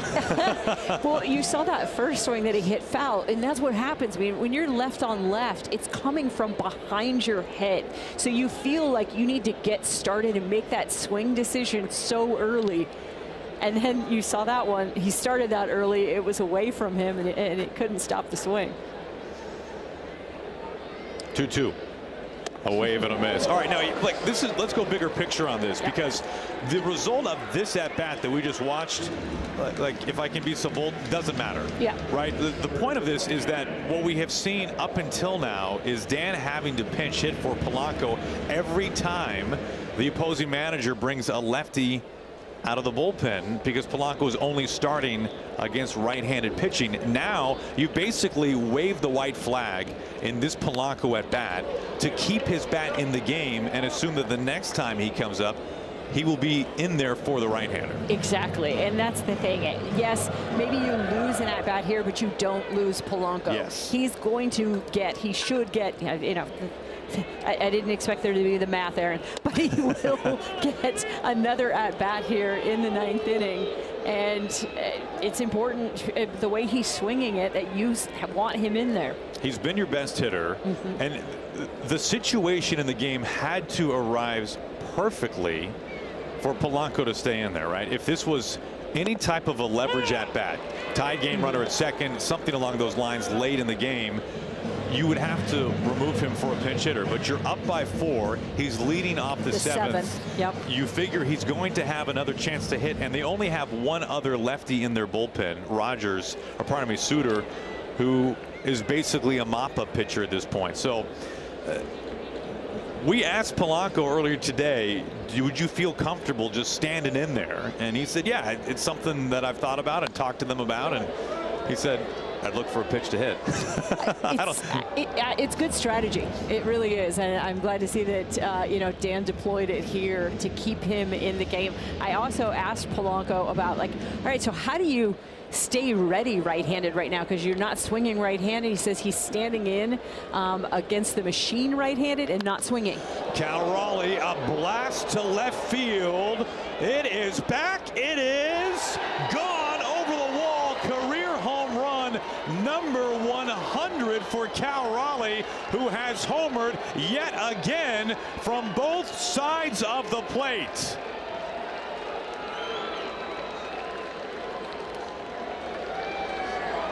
He is the second fastest Mariner to the 100 home run mark. What a moment once again for Cal Raleigh.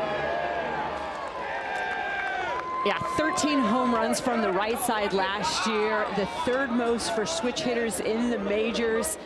He has the ability to get hot. Cal became the 4th player in MLB history to homer from both sides of the plate twice within a 3-game span, and the first catcher to do it. And once again, we see him getting hot from both sides.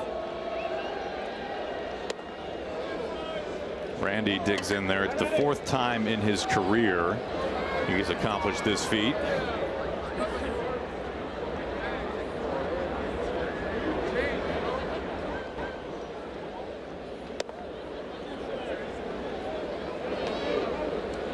5-0 Mariners.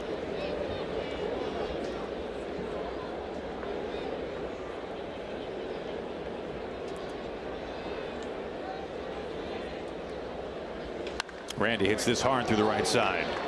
He's been living on base the 4th time he has reached his 2nd hit.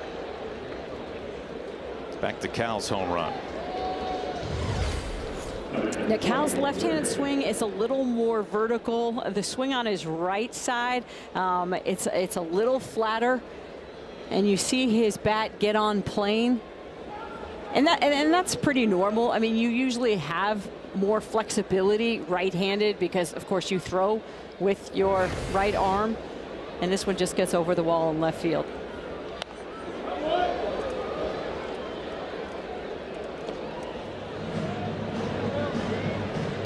Cal homered from both sides of the plate in a game twice last year. The first time he ever did it was back in May of 23 at Fenway Park. And that was such a cool game because it was at Fenway Park, and his idol was in the other dugout watching this. Well, that was the wild thing about that particular instance. He became the first catcher to ever homer from both sides of the plate in the history of Fenway. And he was a huge Varitek fan growing up. It was the 112th season of Fenway Park, by the way. So the fact that Varitek never did it, but Cal did, pretty meaningful. I think afterwards, Cal was like, "You think he was watching?" No, yeah, he actually left. He didn't see that part. Oh, Cal's the best.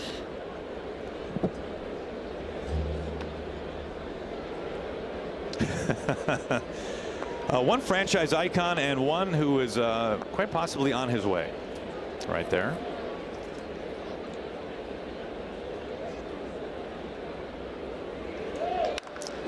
Lashed out to left field, and the catch made almost takes Hayes' glove off, and Randy's got a long way to run back. He's able to get there with a slide.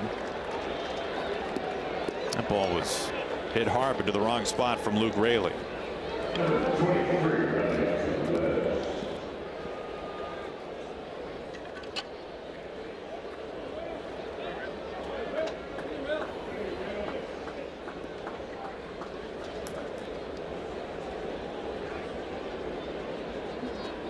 Two outs and a man on for Tellez.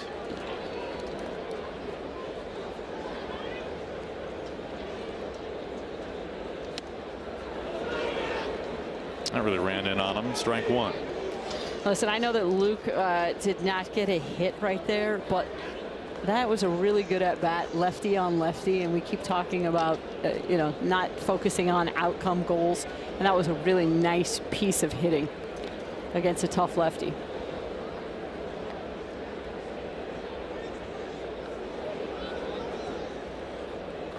Yeah, left on left for Luke Raley is becoming a kind of semi-regular thing this year,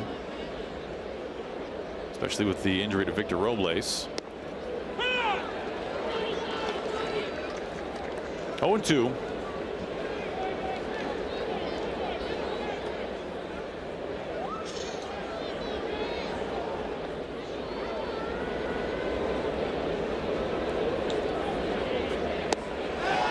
Tellez down on strikes. That ends the top of the seventh. Cal Raleigh's second home run has made it 5-0 Mariners.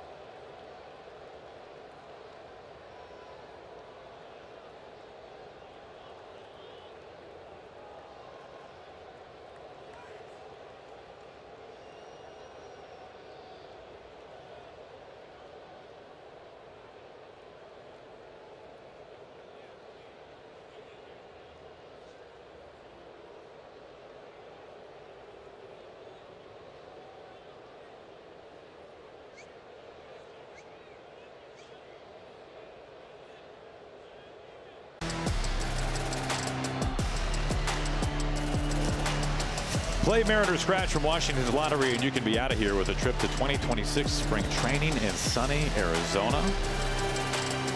More cheese, please. The Skyline Chili. You're out, Ange? No, Oh, come on. just like pasta needs to be cooked al dente. Oh, come on. It literally Look al ar- dente. hey, it means hey. to the tooth. Like, Look around. that's Look it's, around. No. Okay, Lake Como. It's good to see this guy back up on the mound, Troy Taylor. It is so great to see him. I miss seeing this guy and what he could do. His sweeper, he shows up as a slider, but he would also tell you it's a slider. However, if you ask him how he does it, he says he has to remind himself to throw it just like a curveball.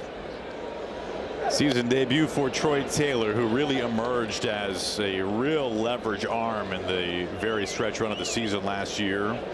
Had a much delayed start to spring training because of injury, and now healthy, making his season debut.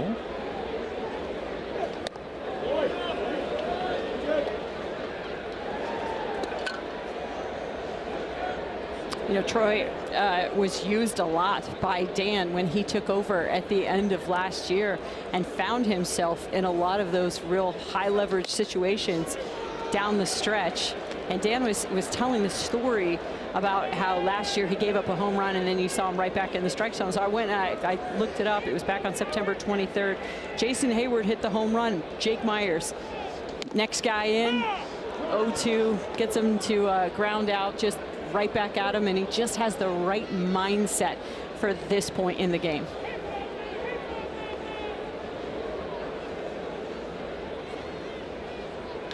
Hit hard through the right side for a base hit. Taylor fell behind the count, 3-1, and Lux makes him pay for a leadoff single.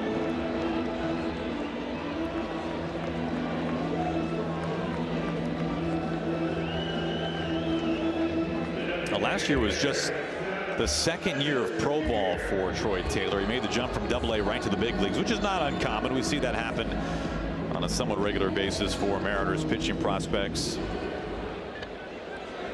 Made his pro debut 2 years ago.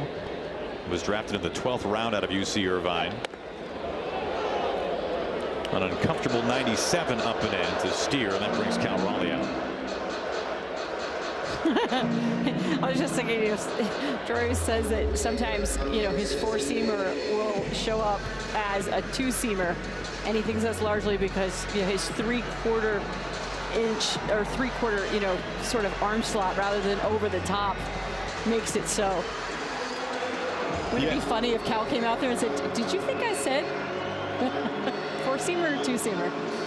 It is interesting. His fastball moves a lot, and it's kind of more horizontal than kind of that riding fastball, and can look like a sinker, but he swears it is a four-seamer.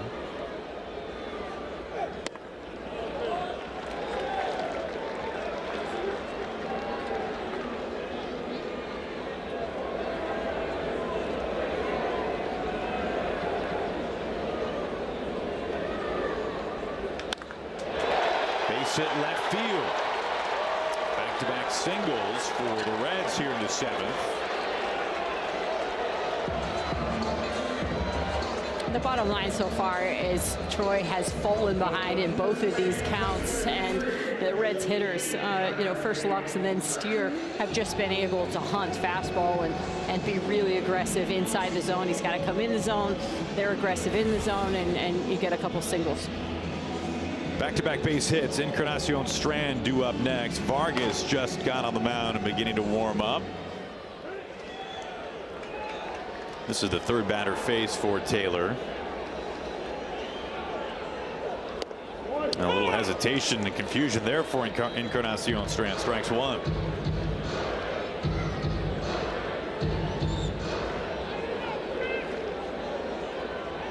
First and second, nobody out. I think it's ahead here, 0-2. That's a good thing to see. Good sequencing. His sweeper, you saw, as you mentioned, Christian's look on his face, and his knees kind of buckled when he saw that sweeper, and then all of a sudden, boom, comes right back with the fastball, ends up being late, fouls it down the right field line.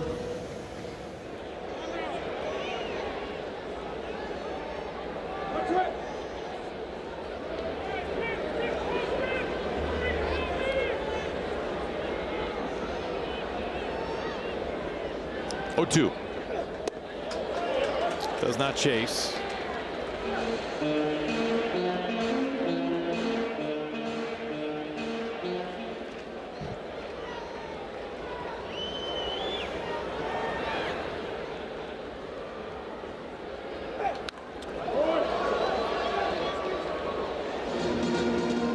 question about the stuff from Taylor. We've seen a lot of break on that slider and a lot of 97s on the fastball.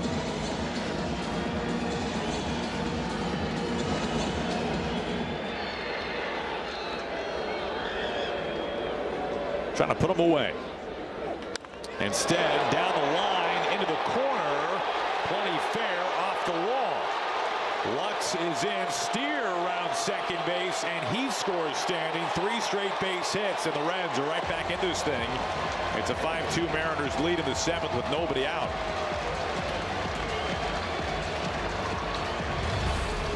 And he actually executes this sweeper, and this is down below the zone. But he's seen it a couple times now. He's a vet, and he makes the adjustment. He just drops the head on and is able to lift this out into left field. Well, certainly not the debut that Taylor was imagining. He faces the minimum 3 batters. Vargas coming in here in a 3-run game.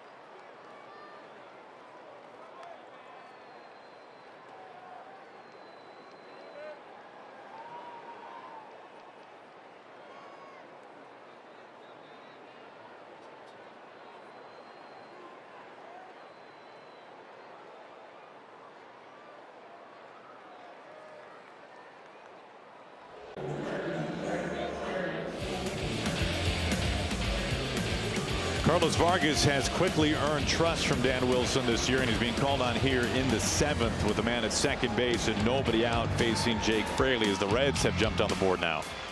Oh, you see the strikeouts there to walks, and this is something he has really worked on and has been so effective with. This is going to be interesting to hang on to see what's happening here in regards to his sleeve that we were just talking about earlier with him. All right, so make note real quick before he rolls that up. Maybe too late. Maybe you saw all the, I don't know how to describe it, right? Here's the cuts in the sleeves. Yeah, here we go. All right, so we've noticed this for Carlos this year. He has all of this fabric, kind of jagged fabric on his sleeves, and we were wondering, as they're now removing this, we were wondering was this a kind of a stylistic thing for Carlos?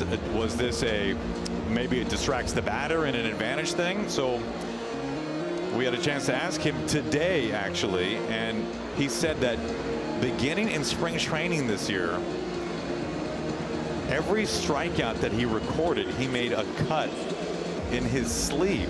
Yes. But here's the thing. Aaron is not being honest with you guys. I haven't finished. I took a breath. And Carlos said, I just feel terrible right now.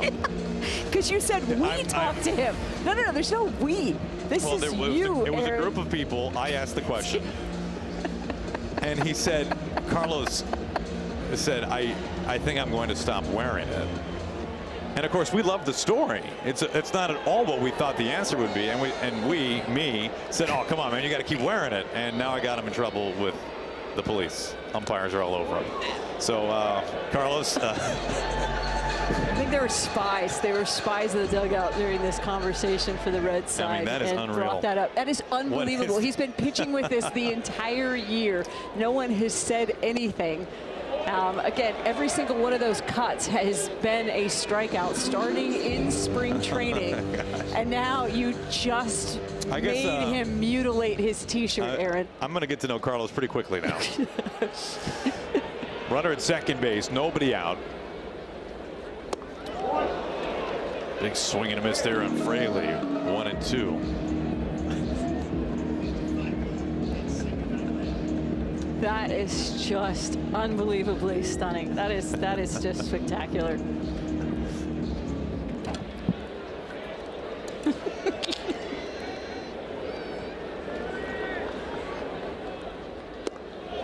I was genuinely wondering, that's a very close pitch, if it was kind of a hack of distraction for Carlos. And I think clearly that's what the umpires were thinking, that it might be distracting to the hitter. Otherwise, why would they make him cut his sleeves? 2-2. This is pulled deep down the line, but foul.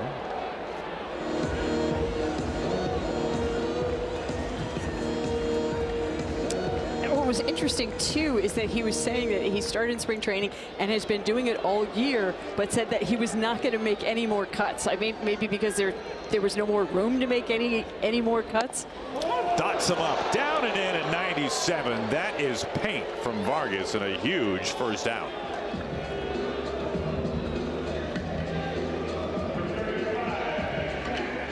That sinker is just lethal. That is his go-to pitch. It's been really effective. Overall, he has a 60% ground ball rate there. He doesn't need a ground ball. He gets the punch out looking. Can I get you something? No, thanks. Ground ball through the right side. Encarnacion Strand being waved in. Luke Raley, no throw home. It's a two-run game.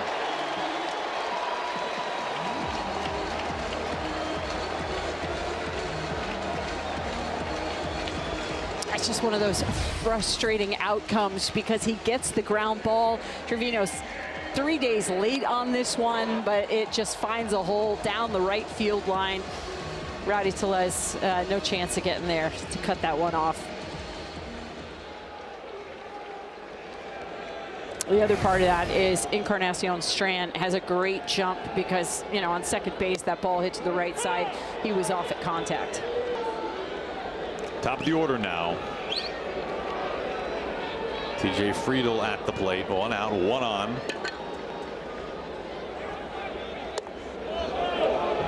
They appealed. It does not go.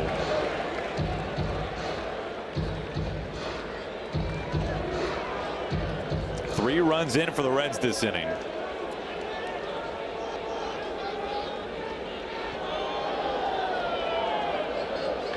Hit hard under Tellez's glove into right field. Trevino makes the turn on his way to third, and the Reds have him parked on the corners, and the go-ahead run comes to the plate.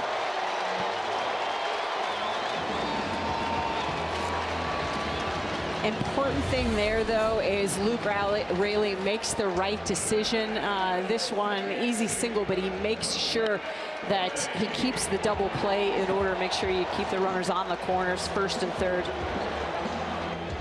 Especially with Friedl's speed. He's always looking for the hustle double.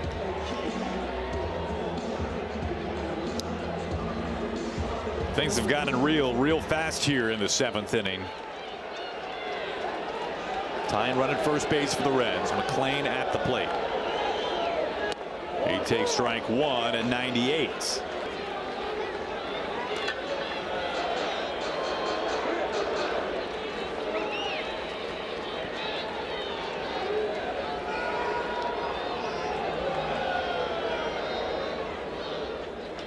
Big bouncer up the middle. Moore, an easy step on the bag, and that gets the Mariners out of the jam in the seventh inning. Vargas able to limit the damage. It's a two-run Mariners lead.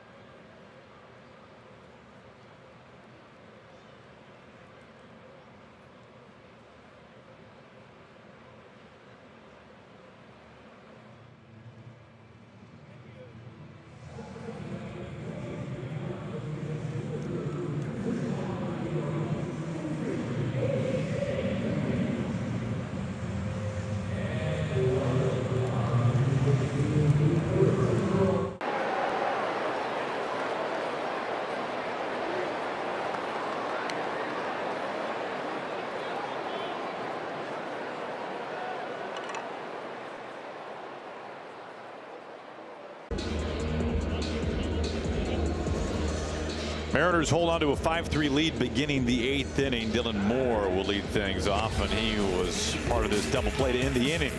Well, it was just, again, so huge that Luke Raley kept the runner at first base, and the Reds had him on the corners. Friedel remains there, and it's McLean who ends up hitting into the 4-3 double play. Ian Gibaut is the new pitcher on the mound. A couple of days rest for the right-hander as he takes over here in the 8th inning, facing the bottom third of the order.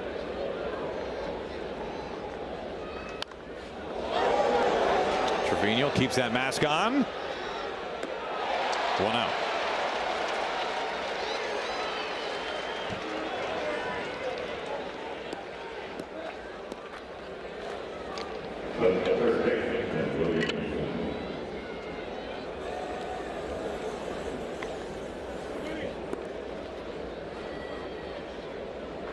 Here is Ben Williamson.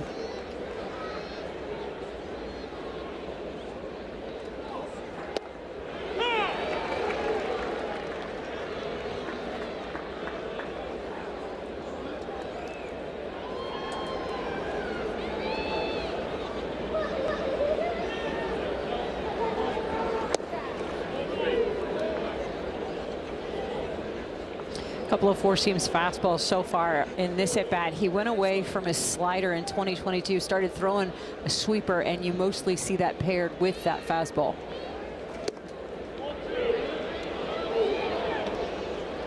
Gibaut also has a cutter. He just threw that one. Continues to try to work on his changeup, but he doesn't really seem to have good command of that pitch, and that's not something, of course, you want to leave up.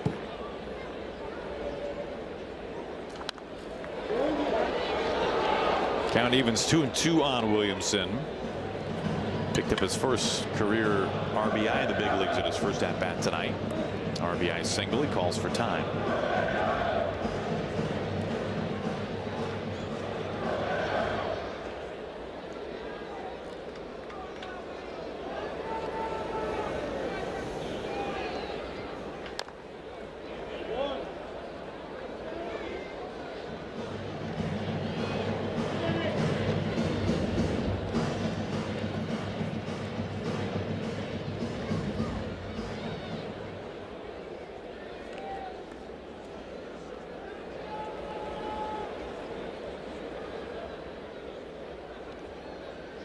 Two. On the corner, down and away for round number 2. To the Ford Sports Desk. Brad, how you doing? Aaron, I am doing well. So too Lazaro Montes down in Everett. He does it again, opposite field for Everett. His 3rd home run of the year. Also had a walk and RBI single, slashing .314, .468, .743 in 10 games. That's OPS over 1,200. Excited about that for sure. Well, the Mariners' top prospects, a top 100 prospect in baseball. Good start for him. 0-1 to J.P. Crawford.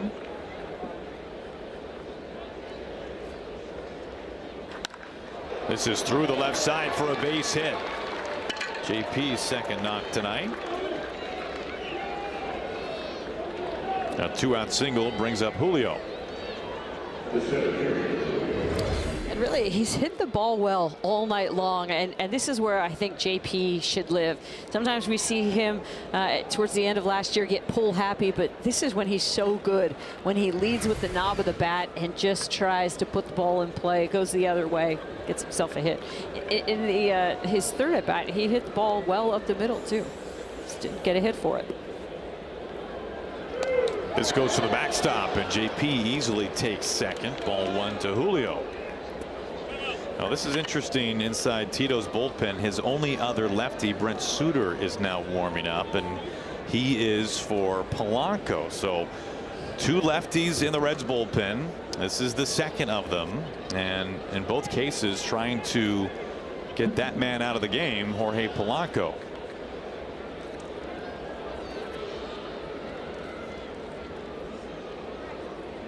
That buzzes the tower up, and at 2-0. Dan left him in to face Rogers the last time, just to keep his bat in there for a later at bat. I look at this as a win-win, though. If they end up having to use Suter and waste him on Polanco, you've got a couple of bats, right-handed bats on the bench to come in that hit lefties well. 2-1.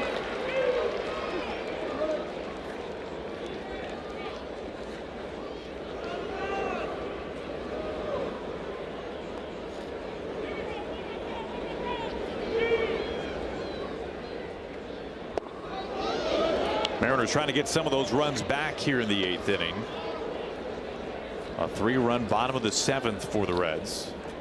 Good count for Julio, 3-1.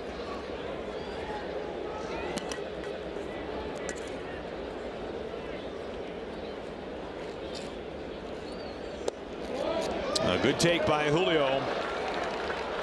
It's a 2-out walk, and Julio reaches to extend the inning. Polanco would be next. Let's see what Tito wants to do. Here he comes.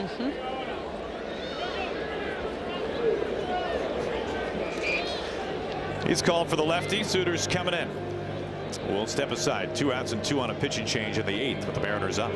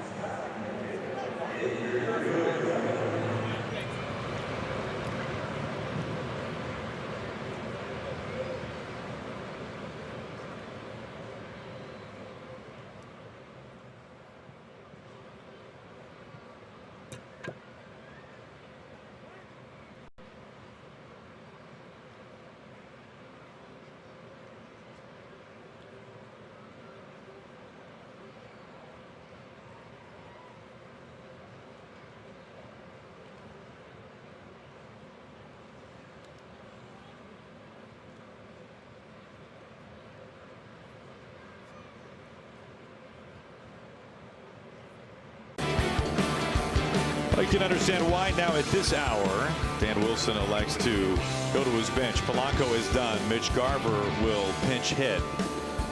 As the Mariners are trying to add on late here with 2 outs and 2 on. And the only other lefty in the bullpen, veteran Brent Suter, is on.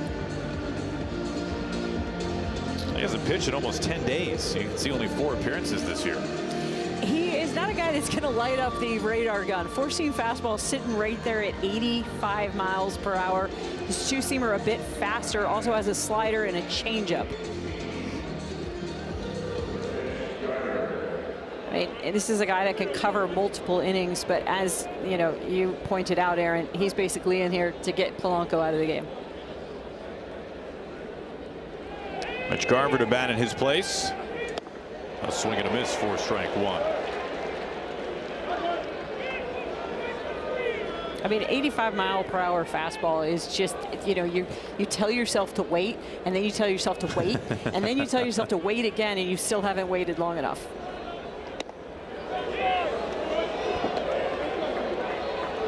And then you see a 74-mile-per-hour changeup.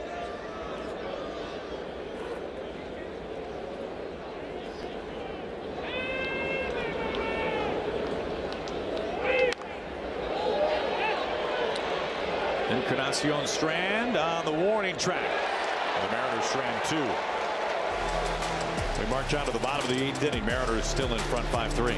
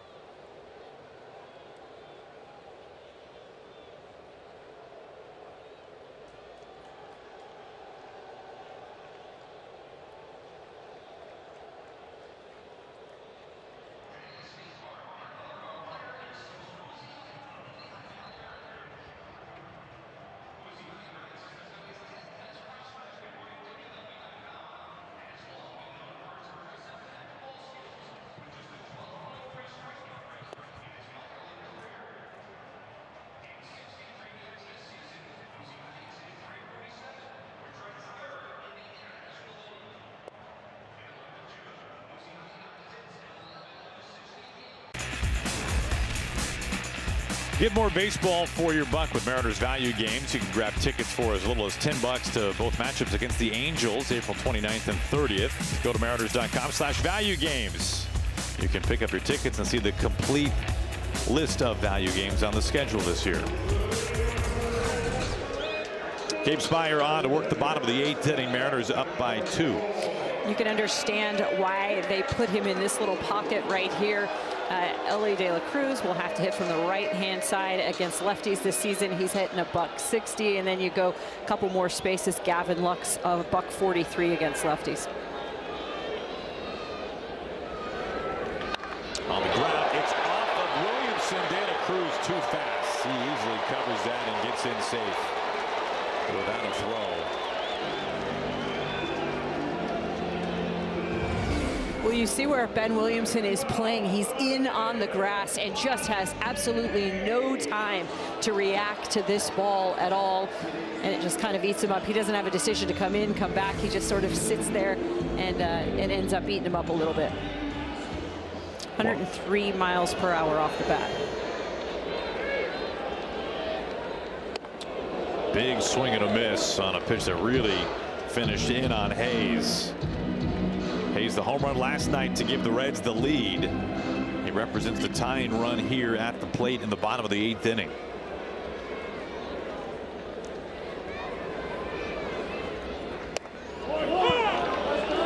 Oh, 0-2.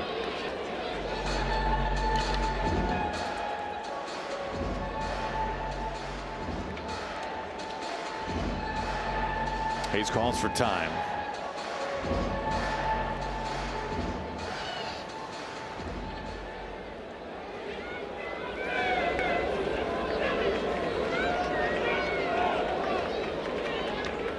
Speier a move to first base.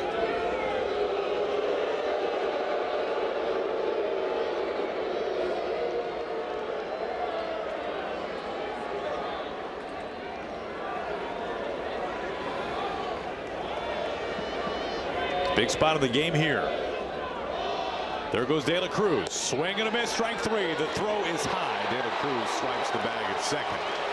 I think they called interference on the batter automatically out, and they're going to return Elly. Yep.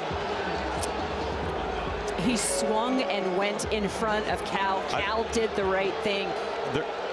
I think they're calling De La Cruz out. Yeah, that's right. It's a double play. It's a strike him out, throw him out. It was interference on the batter, and they have ruled De La Cruz is out at second base. And here is Terry Francona.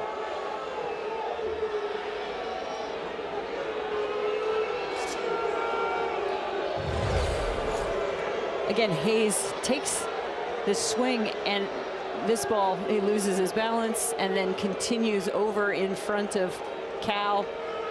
Cal does the best he could to throw this over. That's why you saw the throw get high on him to second base. Well, Terry Francona, pretty mild manner about the whole thing. That is an enormous swing in this game. Huge. And again, Cal does the right thing. All you do is continue on your path and show that he is in your way. Yep, right away. Home plate umpire makes the call.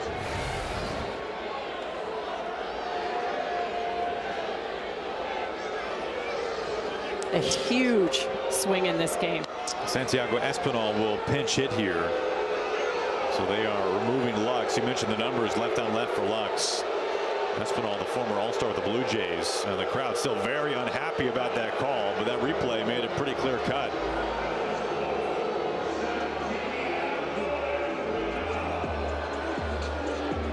So it is in effect to strike him out, throw him out with the batter interference.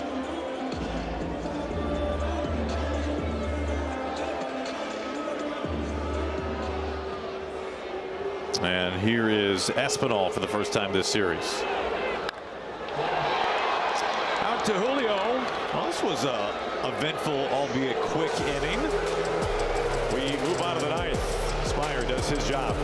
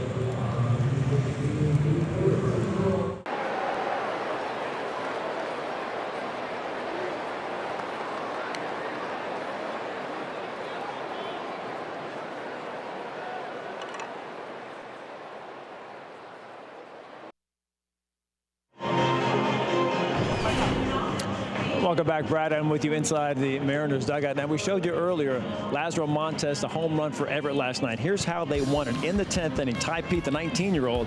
This is just going to be fair. Yes, a 2-run shot by the lefty, his first of the year. That was in the 10th inning, giving Everett that 5-3 win over the Tri-City Dirt Devils. And we had some, big plays there and some big plays that we just saw in this game, Aaron. Still booing. Fans don't like that last inning. Yeah, they were not into that. It's good to see from Ty Pete, by the way. Position change for Ty. Full-time center fielder now this season. Former first-round draft pick by the Mariners. All right, so Cal Raleigh leading things off here in the 9th. Suter remains up on the mound. Cal out to center field. Drives this well, but right to Friedel, and there is out number 1.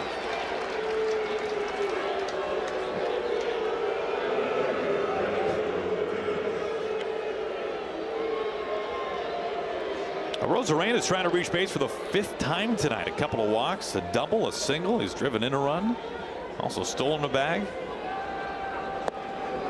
He takes that low for ball 1.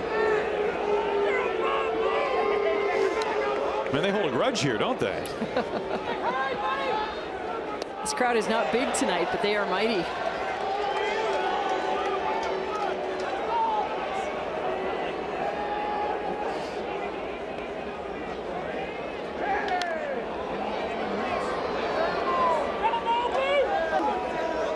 The Reds will obviously still have 3 more outs to go in this one to at least try to force extras. Andres Munoz, with that in mind, by the way, warming up for the Mariners now, as you would expect. Here's a ground ball that finds a new man, Espinal, from the cut of the grass. A wide throw. Encarnacion Strand able to keep the spikes on the bag for out number 2. Yeah, but you think about this road trip for the Mariners. We touched on this a little bit last night. It ends with 3 in Boston. You've got 3 at Rogers Center against the Blue Jays coming up, and you want to give yourself a little bit of wiggle room, and taking 2 out of 3 here in Cincinnati seems like a really good way to get that going. So with that in mind, tonight's game seemed like an important one. Mariners losing last night. You've got Wu on the mound tomorrow. Quick turnaround, some day baseball. Raley puts a charge into this, out to center. Friedel up against the wall. Raley has had some hard contact in this series. Andres Munoz coming on to get the final 3 outs and to slam the door on the Reds. We go to the bottom of the 9th. Mariners by 2.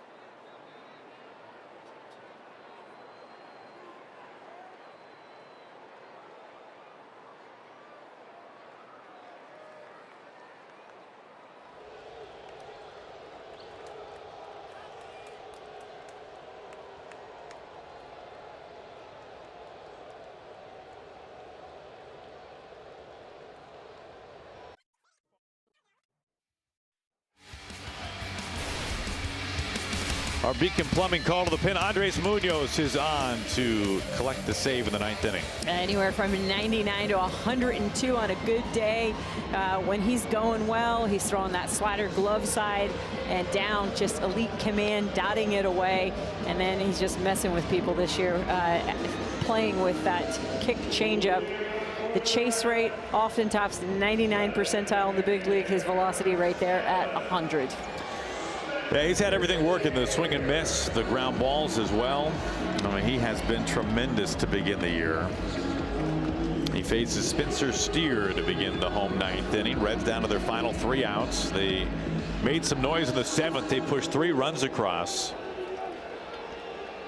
Mariners by 2. Good start, 97 for strike 1.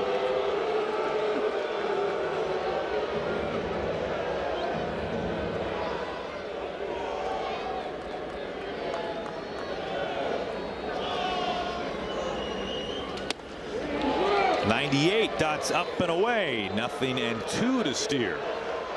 This would be a good time to call timeout, and he does exactly that.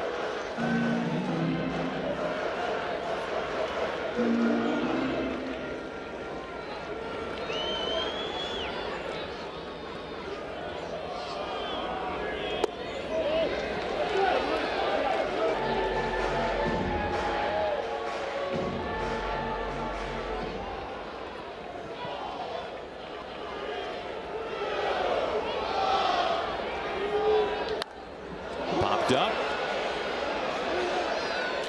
Cal, let's see if he's got it in the room. No, he does not. See, that right there is how you do it. He's picking up his mask. He held onto his mask till he knew that it wasn't going to be coming back into the field of play. So again, he holds on to it, Okay, now he's got a beat on it. Okay, now I can get rid of it because it's going this way, and it's too far that way. A quick hello to Brad Adam down there from Cal, I'm sure. 1-2. 99 just missing. Good spot, good miss.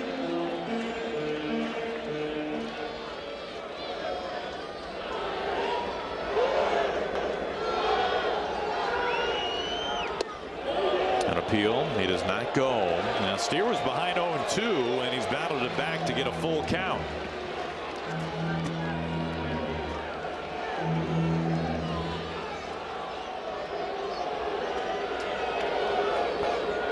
Three-2. 99 on the outer black.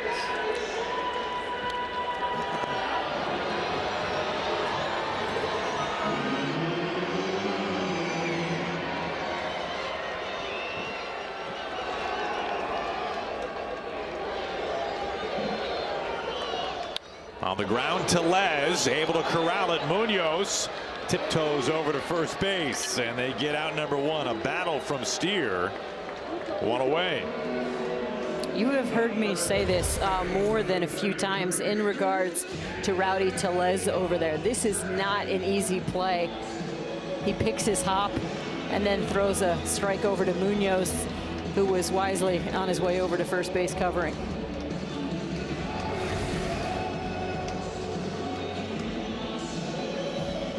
Cal Raleigh out to talk with Munoz before Encarnacion Strand. It's a huge first out, too. No doubt. 2-run game. The tying run on the on-deck circle, not at the box. Encarnacion Strand had a 2-run double in that 3-run inning not long ago for the Reds.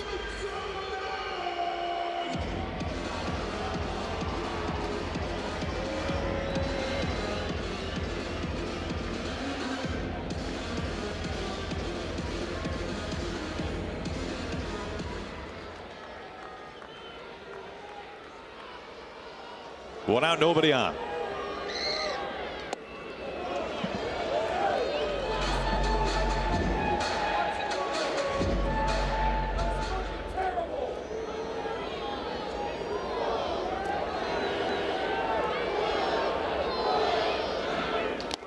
Blows it past him, up and in at 99.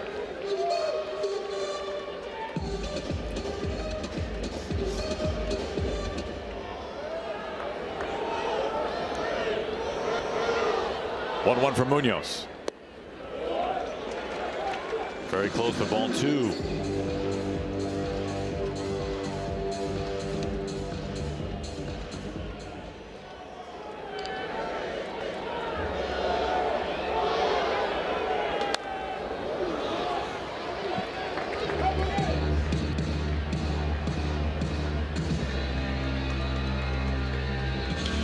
Count evens, 2 balls and 2 strikes. A night started by Bryce Miller, his best start of the year. 5 scoreless.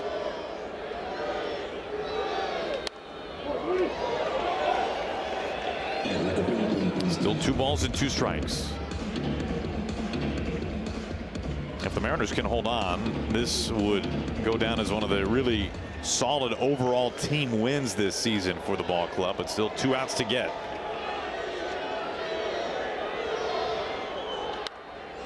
Late on 99 again. We've been talking about all those little things all season long, but the truth of the matter is a lot of these games this season, they haven't been doing the little things. It was a much different story in this game tonight.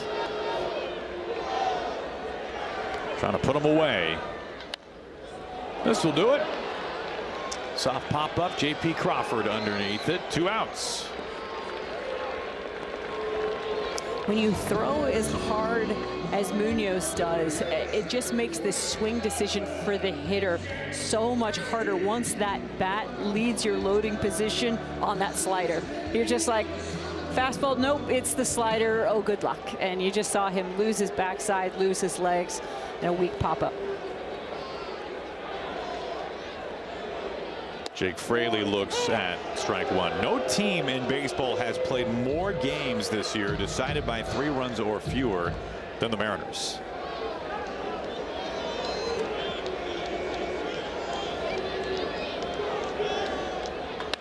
Down the line, Fraley pulls this foul.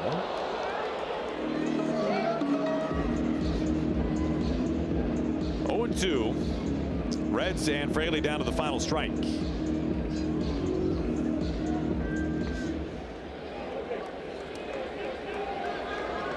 Two outs, nobody on. Munoz on an 0-2. 100, but misses high.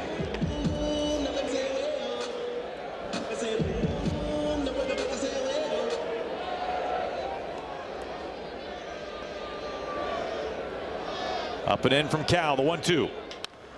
Bouncing up the middle. JP's got it on to first, and the Mariners win it. They win it tonight 5-3 to draw this series even at 1 game each.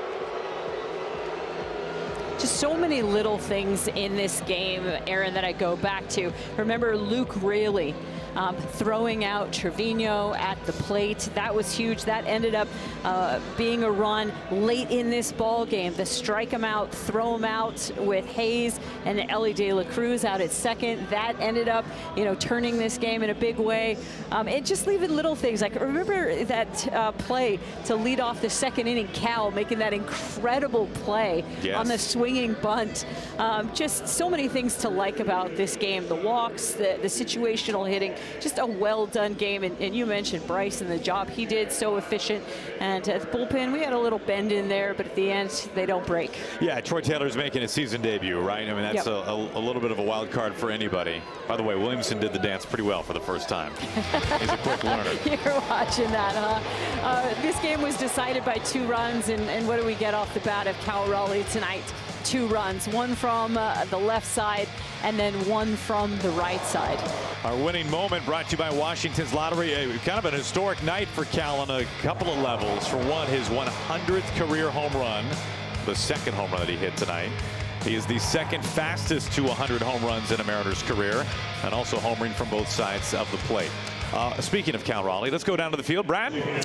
Well, Aaron, thank you. Yes, here is Mr. Cal Raleigh. Hey, congratulations on the win. Congratulations on your night. With 5 home runs your last 5 games, just how good are you feeling at the plate right now? Yeah, just trying to take a good approach to the plate every single night, not letting to let results, affect me, and just trying to really just control that. Results were good tonight. A home run from both sides of the plate. The 4th time in your career you've done that. Is your approach and swing the same from both sides of the plate? Are you trying to do the same thing left hand, right hand? It varies. Sometimes I am, sometimes I'm not. Just depending on how things are going. And I did work a little bit with the hitting guys today on the right-handed side. Struggled a little bit yesterday, so put 2 good swings on the ball right-handed, which I was happy about today. And it just varies day to day. Well, I got a text from my daughter, and she said, Dad, why are they booing Cal? And I want to make clear, they're not booing Cal, they're booing the ump. Take us through your version of what happened, that interference play in the 8th inning. A huge play in the game. Yeah, it was a huge play in the game. Obviously, Ellie's really fast. Kind of caught Hayes off balance a little bit with the swing, and you just don't see that play very often, especially you know, in a tight situation like that. So it was crazy, but it looks like the correct call at the time. I had to go back and look. So yeah, I think it was. I don't think the fans agreed with us, though. Hey, Bryce Miller looked like the Bryce Miller of old. Had the fastball, had the velo. Did he look like Bryce to you? Yeah, he pitched great today. You know, he's been throwing the ball pretty well. Just, you know, a couple mistakes here and there, and thought he threw the ball really well tonight. Had that split going, had some good heaters, and really kept him off balance. So. Your fellow switch hitter, Jorge Polanco, had an interesting at-bat. How would you do hitting left-handed against a lefty? I'd probably do the same thing. It wouldn't be very pretty, so. Hey, we appreciate the time. Congratulations. 100th home run as well. Second fastest Mariner to do that. Congratulations for that. Thank you. I appreciate it. All right, Cal Raleigh getting it done tonight. Both sides of the plate, as he usually does, and catches a great game as well. Second fastest to 100, trailing only A-Rod, and the Mariners get to dance for the first time on the road. 5-3 post game coming up.